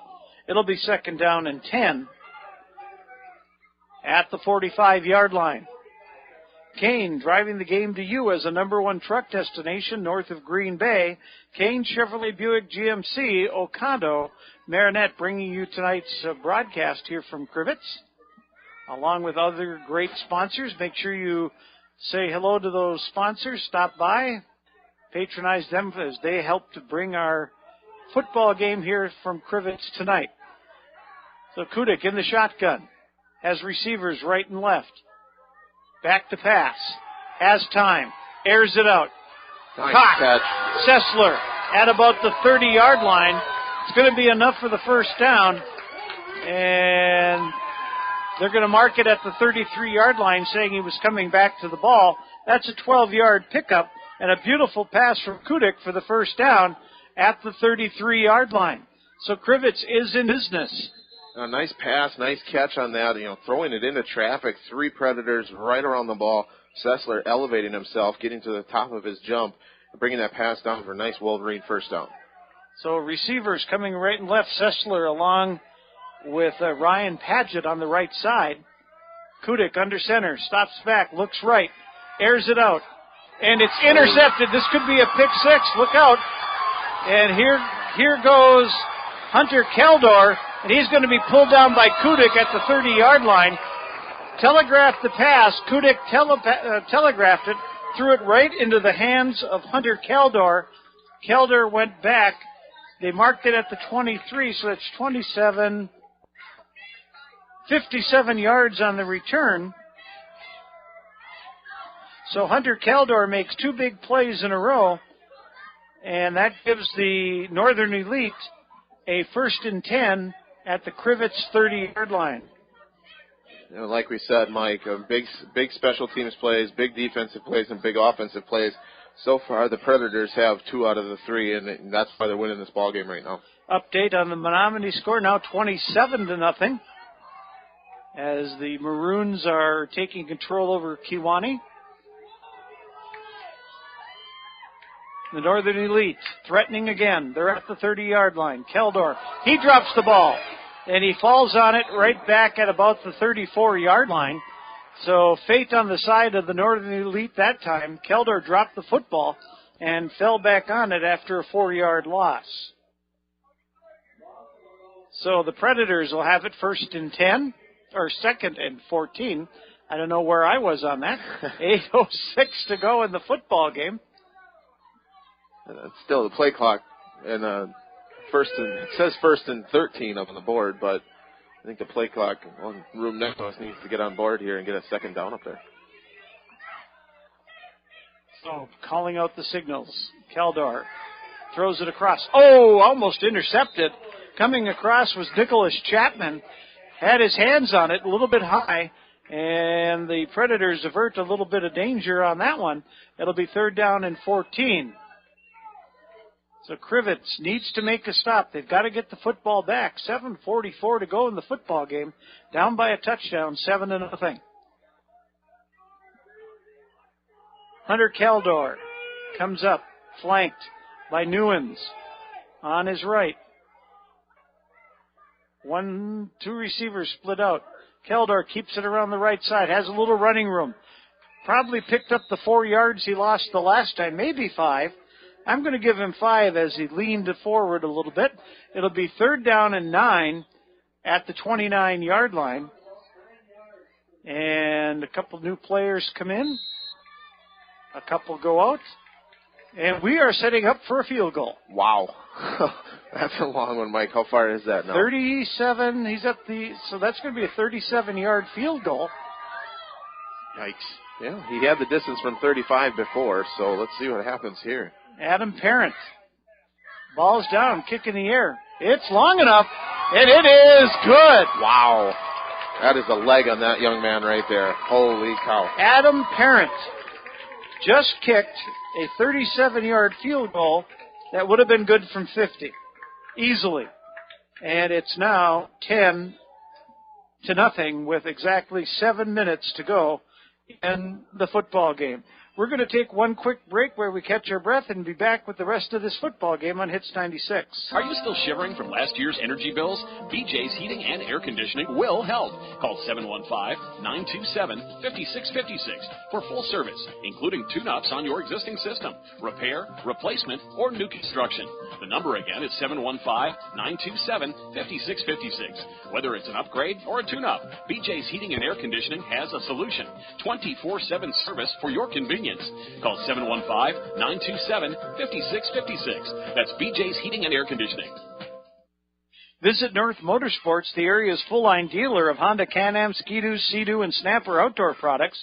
From their friendly sales staff to their certified service technicians, they've got you covered. Visit North Motorsports, 3711 10th Street in Menominee, or give them a call at 906-863-5592. For all your automotive repair needs, Advanced Motors, your AmSoil dealer for ATV, snowmobile, and marine needs, Advanced Motors in Coleman. And Sky Harbor 2 Restaurant and Motel Rentals wish both teams good luck tonight. Stop in for lunch or dinner, located just north of Crivitz on 141. So the man of the hour, Adam Parent, who just kicked a 37-yard field goal that would have been good from a lot longer, sets up to kick off. He squibs this one, and it's taken by the Wolverines and covered at the 35-yard line. So it'll be 1st and 10 for the Wolverines at the 35. Now down by 10 10-0 with 7 minutes to go in the football game. So it's happened quick and fast for the Northern Elite. Hunter Keldor went off on a 64-yard touchdown run right at the end of the third quarter. Keldor then intercepted a Wolverine pass that gave them 1st and 10 at the 30, and then Adam Parent added a 37-yard field goal. So here comes the Wolverines. Kudik back to pass, looking to the right side. Is incomplete, intended for number 28, Ryan Padgett. It'll bring up a 2nd down and 10. Time not on the side of the Crivitz Wolverines. 6:55 remain in the football game.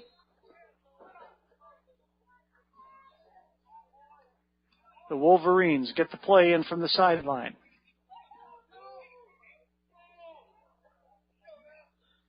And Kudik, Travis in the shotgun, flanked by Slaby. Kudik goes back to pass, airs it out. And this one is intercepted. Intercepted by Alex Dumke. He comes up across the 50 to the 48-yard line. A return of about 10 yards. And the Northern Elite will have the ball back at the 50-yard line. So another interception by Kudik. This time picked up by Alex Dumke. Northern Elite are back in business. It'll be 1st and 10 at the Crivitz 48-yard line. 6:44. They can run some serious time off the clock. They've been able to grind it out, and that's what they're going to be looking to do right now. Kudik had the receiver open on that one, just a little bit underthrown. 1st and 10. With the football. It's a new runner this time. No, that's Keldor. Hunter Keldor tries the right side. No gain in the play. And Crivitz is going to take a timeout and talk about it. We've got time for one more break and be back on Hits 96. Looking Looking for a credit union that truly cares about you and the community you live in? Then you ought to stop and see the folks at Bayshore Credit Union. Membership is open to anyone living or working in Marinette, Menominee, and Oconto counties. Whether it's everyday banking, a new auto loan, new mortgage, even a consolidation loan, they can help. And it's never too early to start establishing good credit. Bayshore Credit Union, located at 1514 Cleveland Avenue, Marinette. They're looking forward to meeting you. Crivitz Auto Parts in Dyer Street in Crivitz carries quality CarQuest parts. Is your car in need of repair? See Crivitz Auto Parts, your authorized CarQuest dealer. Some of their featured products include batteries, spark plugs, filters, brakes, new water pumps, and so much more. Come check out everything Crivitz Auto Parts, your local CarQuest dealer, has to offer, located on Dyer Street in Crivitz. Good luck to all teams in the M&O Conference.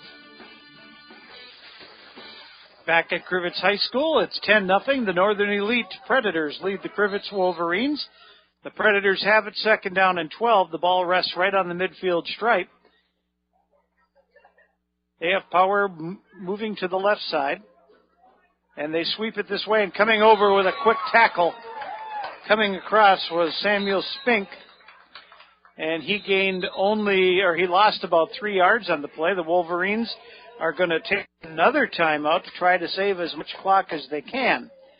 Call M&M Irrigation and Property Maintenance today for all your irrigation, lawn care, and snow plowing needs.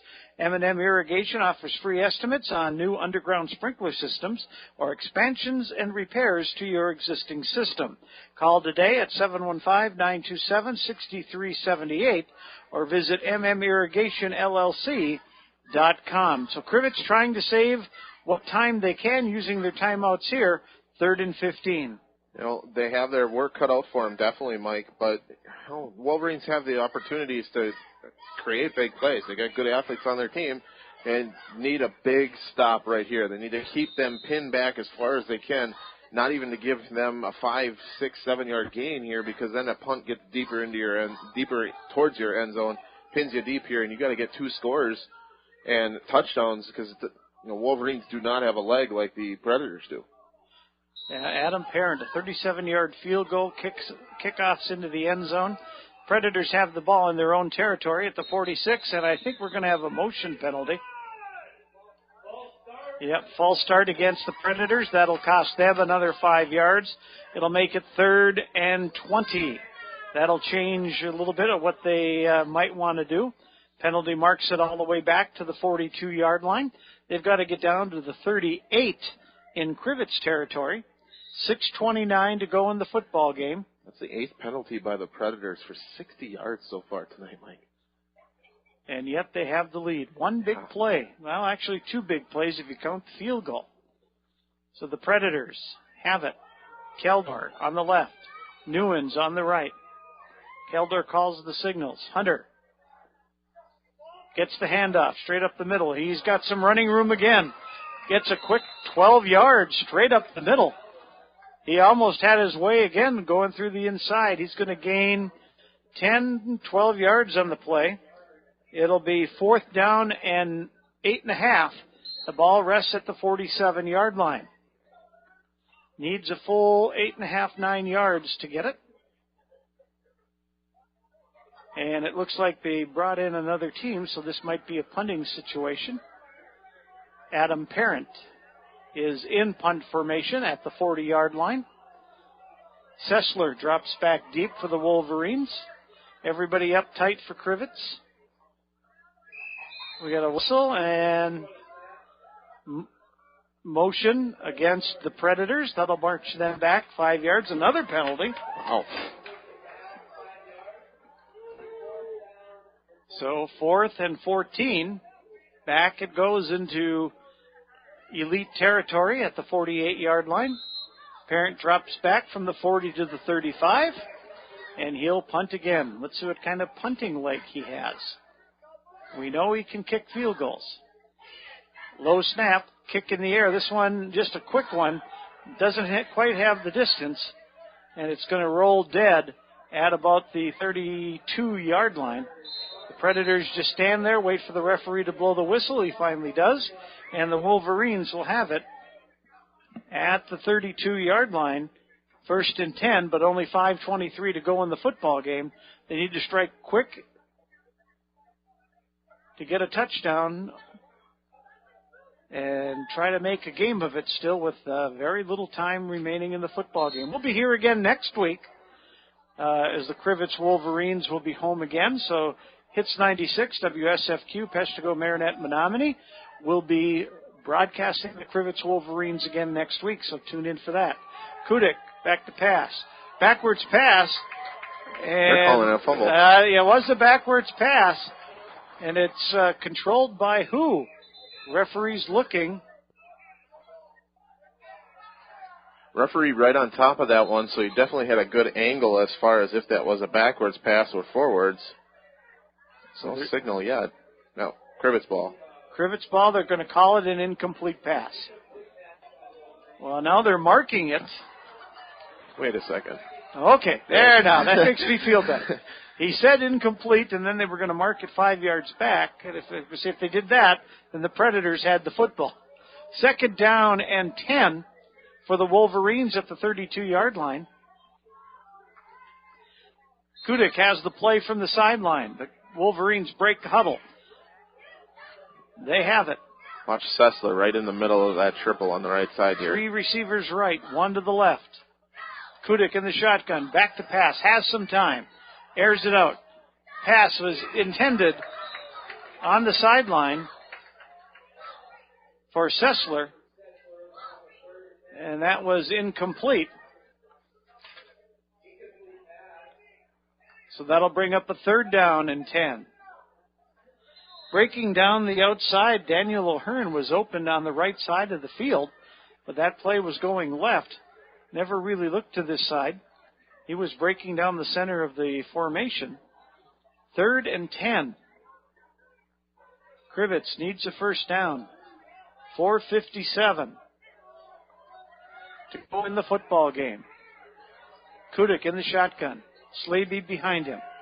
Slaby with the block, springs him. Kudik throws. Has a wide open receiver intended for Seth Kwiatkowski, and that pass just overthrown. It was a good pass, just a little out of the reach of Kwiatkowski, and that'll bring up a 4th and 10. And let's see what the Wolverines choose to do. They're going to take a quick timeout. Visit North Motorsports, the area's only full-line dealer of Honda, Can-Am, Ski-Doo, Sea-Doo, and Snapper outdoor products. From their friendly sales staff to the certified service technicians, they've got you covered. Visit North Motorsports at 3711 10th Street, Menominee, or give them a call, 906-863-5592. Hi, this is Paul, CEO of the Menominee County Federal Credit Union. We're proud to sponsor high school sports on Bay Cities Radio, and we encourage all of you to support high school athletics as well. We know there's no better way for our young people to learn the lessons of life than by competing in sports. The Menominee County Federal Credit Union, where you dream the dream, will help make it come true, with locations in Powers, Kearney, Stevenson, and Menominee. Persons living or working in Marinette and Menominee counties are eligible for membership. Well, Jake, this might be the ball game. 4th and 10 right here for the Wolverines. They need to convert on this 4th down right here to keep this drive going, but now out of timeouts. Big play in this game right now. So Sessler wide to the right. Everybody in tight. Kudik under center. Chapman in motion to the right. Slaby looks. No, this isn't Slaby. It's a different receiver. This was a different. Jacob Voss threw that pass, and it's intercepted by Demke. Demke comes down the left sideline across the 40 to the 38, inside the 30. So another interception, and this ball comes dead at the 26-yard line, but there is a flag on the play. Back where Sessler kind of fell down there at first. And so that is going to be an illegal block in the back. And that's going to be a 10-yard penalty from the 43. So a big return by the Predators is going to be wiped out. And the Northern Elite will still keep the football, but they will be back now at I'm going to guess the 33-yard line. And the referee has the mark, and he says, let's mark it off from there. That's 5 and 10. So it'll be at the 33-yard line. So a big change in field position, as the Northern Elite would have had it at about the 28-yard line. Now they have it at the 33, but on their own side of the field, and 4:38 to go in the football game, and I think Crivitz is out of timeouts. They are indeed, Mike. You know, and right here, tough ball game on both sides here for the Wolverines. Offense trying to get going here with some big plays. Bunch of interceptions, just not helping them here tonight. And another flag, so a penalty-filled football game.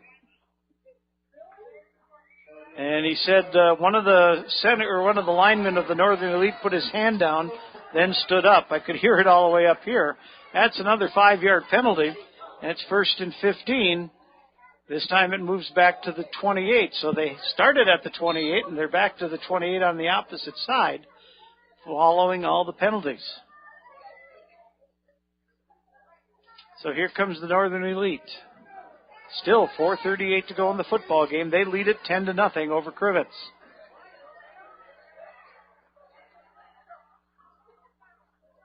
Hunter Caldor rolls to the right side.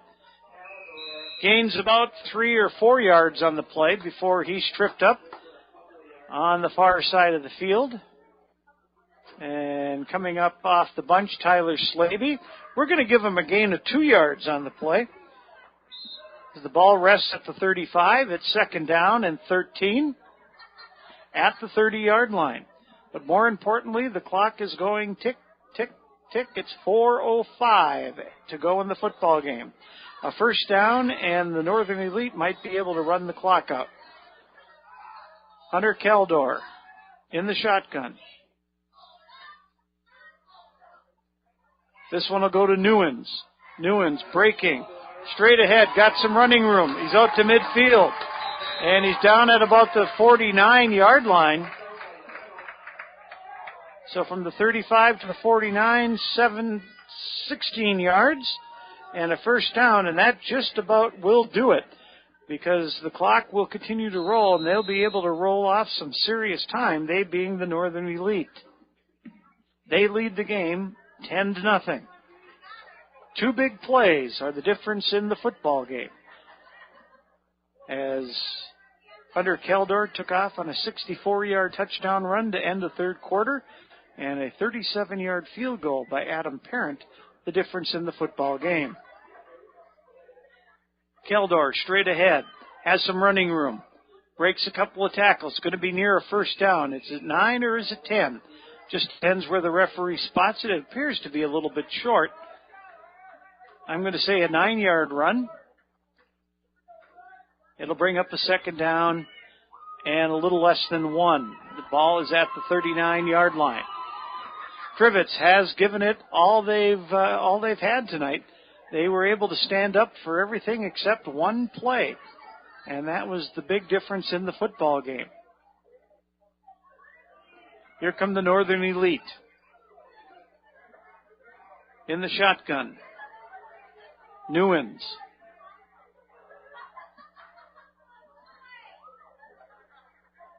It goes to Newens straight up the middle. It looks like he's got enough for the 1st down. He will. It'll be a gain of 2 yards. And with 2:22, it might be victory formation time for the Northern Elite. 1st and 10 at the 37-yard line.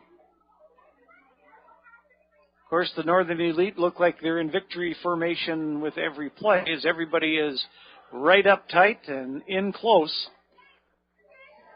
Definitely a strange offense, Mike. Just watching it the whole game. It's a goal line offense. Every once in a while, like this play right here, they're going to split somebody wide to the left. So the Elite, Caldor, rolls to the left. He's tripped up in the backfield. Coming across quickly to make the stop was number 34, Samuel Spink. A loss of 3 yards on the play, but the clock continues to roll at a minute 44. 2nd down and 13. Play comes in from the sidelines. Elite taking their time in the huddle. A lot of hand on the hips of the Crivitz Wolverines. The Elite come up to the line of scrimmage. Wide receivers right and left. Wing to the right. Caldor and Newens in the backfield. This will be Hunter Caldor. And he stopped for no gain on the play. Spink again, and also coming across was Arthur Dama. It'll be 3rd and 13. Time for maybe 2 more plays. If they don't pick up the first down, Crivitz may have just seconds to go.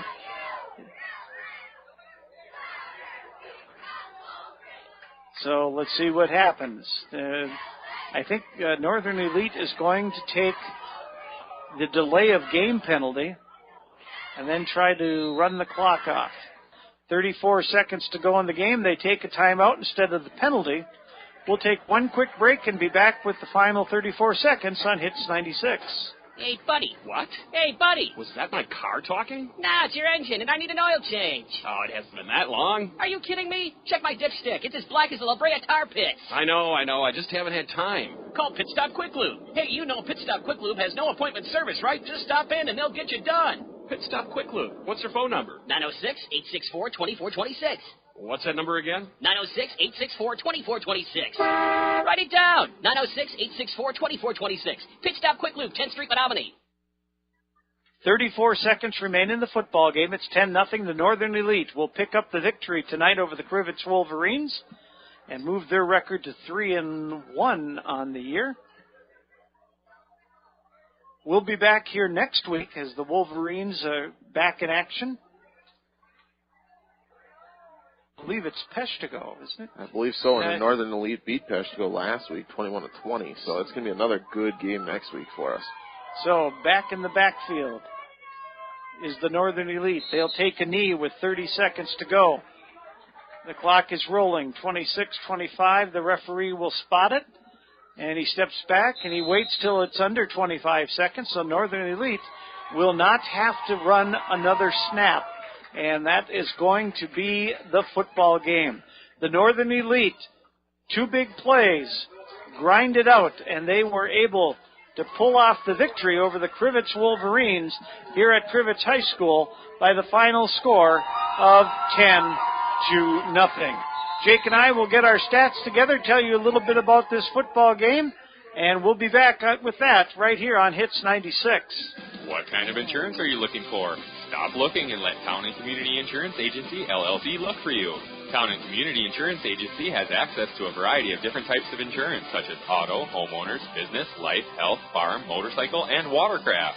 Available through plenty of different companies to get you the best and most cost-efficient insurance for your lifestyle. Feel free to stop in at our new location at 509 Alma Street, Pound, across from Ace in the Pound Business Plaza. Or call 920-897-5487. That's 920-897-5487. Peshtigo National Bank, your locally owned independent community bank, supports all local high school sports.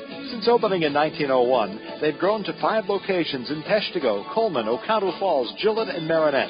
Hometown banking with your neighbors and friends, Peshtigo National Bank has proudly served the community for over 100 years. Locally owned community banks support and help fund local projects. Keep your banking local and speak with a representative today. Good luck to all area high school teams from Peshtigo National Bank, member FDIC.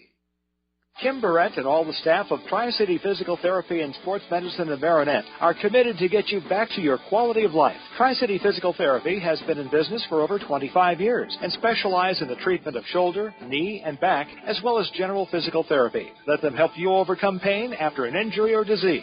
Tri-City Therapy and Sports can provide you with the most skilled and personalized rehabilitation treatment plan possible to help you get back on track. Tri-City Physical Therapy and Sports Medicine at 602 Wells Street in Marinette. Well, it was a slugfest here at Crivitz High School. The Crivitz Wolverines and the Northern Elite Predators went back and forth through most of this football game. We had a scoreless first half as both teams tried to move the ball. For the most part, the Northern Elite had a couple, 3 drives in the first half that gained some positive yardage. They had 1 field goal attempt by Adam Parent, that hit the left upright, and that was about it for the first half as we ended 0-0. In the second half, the Northern Elite came out and moved it right down the field, but they gave it up at the 11-yard line following a punt, and Crivitz went back on their for their series, had a roughing the kicker that gave them a first down, but they couldn't do anything with it, and the Northern Elite got the football back. It took them 6 plays to go 81 yards. Hunter Keldor with the big play, a 64-yard touchdown run with no time remaining in the third quarter. Parent added the extra point, and it was 7-0 Northern Elite. And then an injury happened to the Crivitz Wolverines. Sebastian Atwood went down with an ankle injury, and that brought in the quarterback Travis Kudik, and some interceptions started to happen. And the first one was a 57-yard return by Hunter Keldor that set up a 37-yard field goal from Adam Parent that would have been good from 50 yards. It was way over the goalpost, way deep in the backfield, and that gave the Predators the final score of 10-0, where they got the win. That kick came at 7 minutes of the fourth quarter. 2 more interceptions followed, and the Northern Elite were able to run out the clock at the end for the final 10-0 score. Jake will have the stats. We'll do that right after this. Menards is a place to save big money on all your home improvement needs. Whether you're building or remodeling, Menards has everything you need for your home under one roof. From building materials and tools to paint, carpeting, cabinets, and all the finishing touches, you'll find quality products, helpful, friendly service, and delivery 7 days a week. And at Menards, you'll always find the lowest prices and sales, too. Save big money at Menards. Taking a look at the statistics of tonight's game, here's Jake. All right, starting with the Crivitz Wolverines tonight. You know, they moved the ball very well tonight and just couldn't quite get to that end zone. Had a couple of key mistakes there with the interceptions late in the game. Sebastian Atwood, 2 of 5, 33 yards from the air.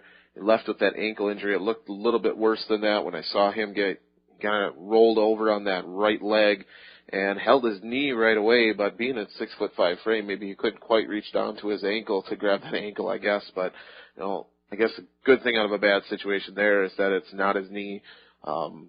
Possibly a sprained ankle. He might be out for a couple weeks. We'll see if he can make it back for the next week and take the week off. Travis Kudik coming into the game, 1 of 8, 2 interceptions, and very costly interceptions for the Wolverines.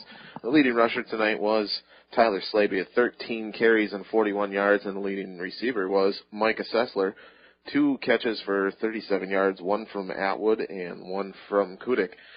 Going over to the victorious Northern Elite Predators, Hunter Keldor just dominated this game from start to finish on both ends of the ball.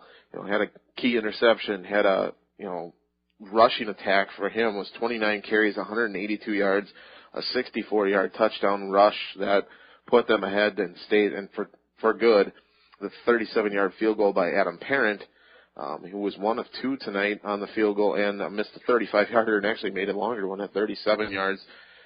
Dylan Newens, 21 carries and 95 yards there. So that Northern Elite Predators rushing attack, just too much for the Wolverines tonight, Mike.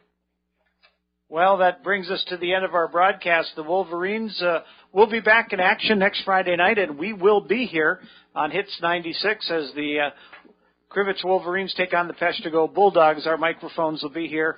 Kickoff at 7 o'clock. We'll be on shortly before that with the pregame show.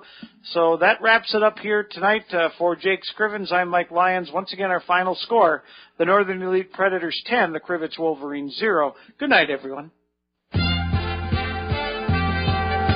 M&O Conference Sports broadcasts are brought to you by Badger Credit Union, North Honda Motorsports, American Family Insurance, Pat Robbins Agent, Bayshore Credit Union, Riverside Auto, Town and Community Insurance, Prestige Auto Body, Crivitz Lumber, Farmers and Merchants Bank and Trust, Tri-City Physical Therapy, Menominee County Federal Credit Union, Pit Stop Quick Lube, BJ's Heating and Cooling, J&R Auto Parts and Service, Menards, Advanced Motors, Peshtigo National Bank, Kane Chevrolet Buick GMC, Bayside Motorsports, and Thrifty Treasures.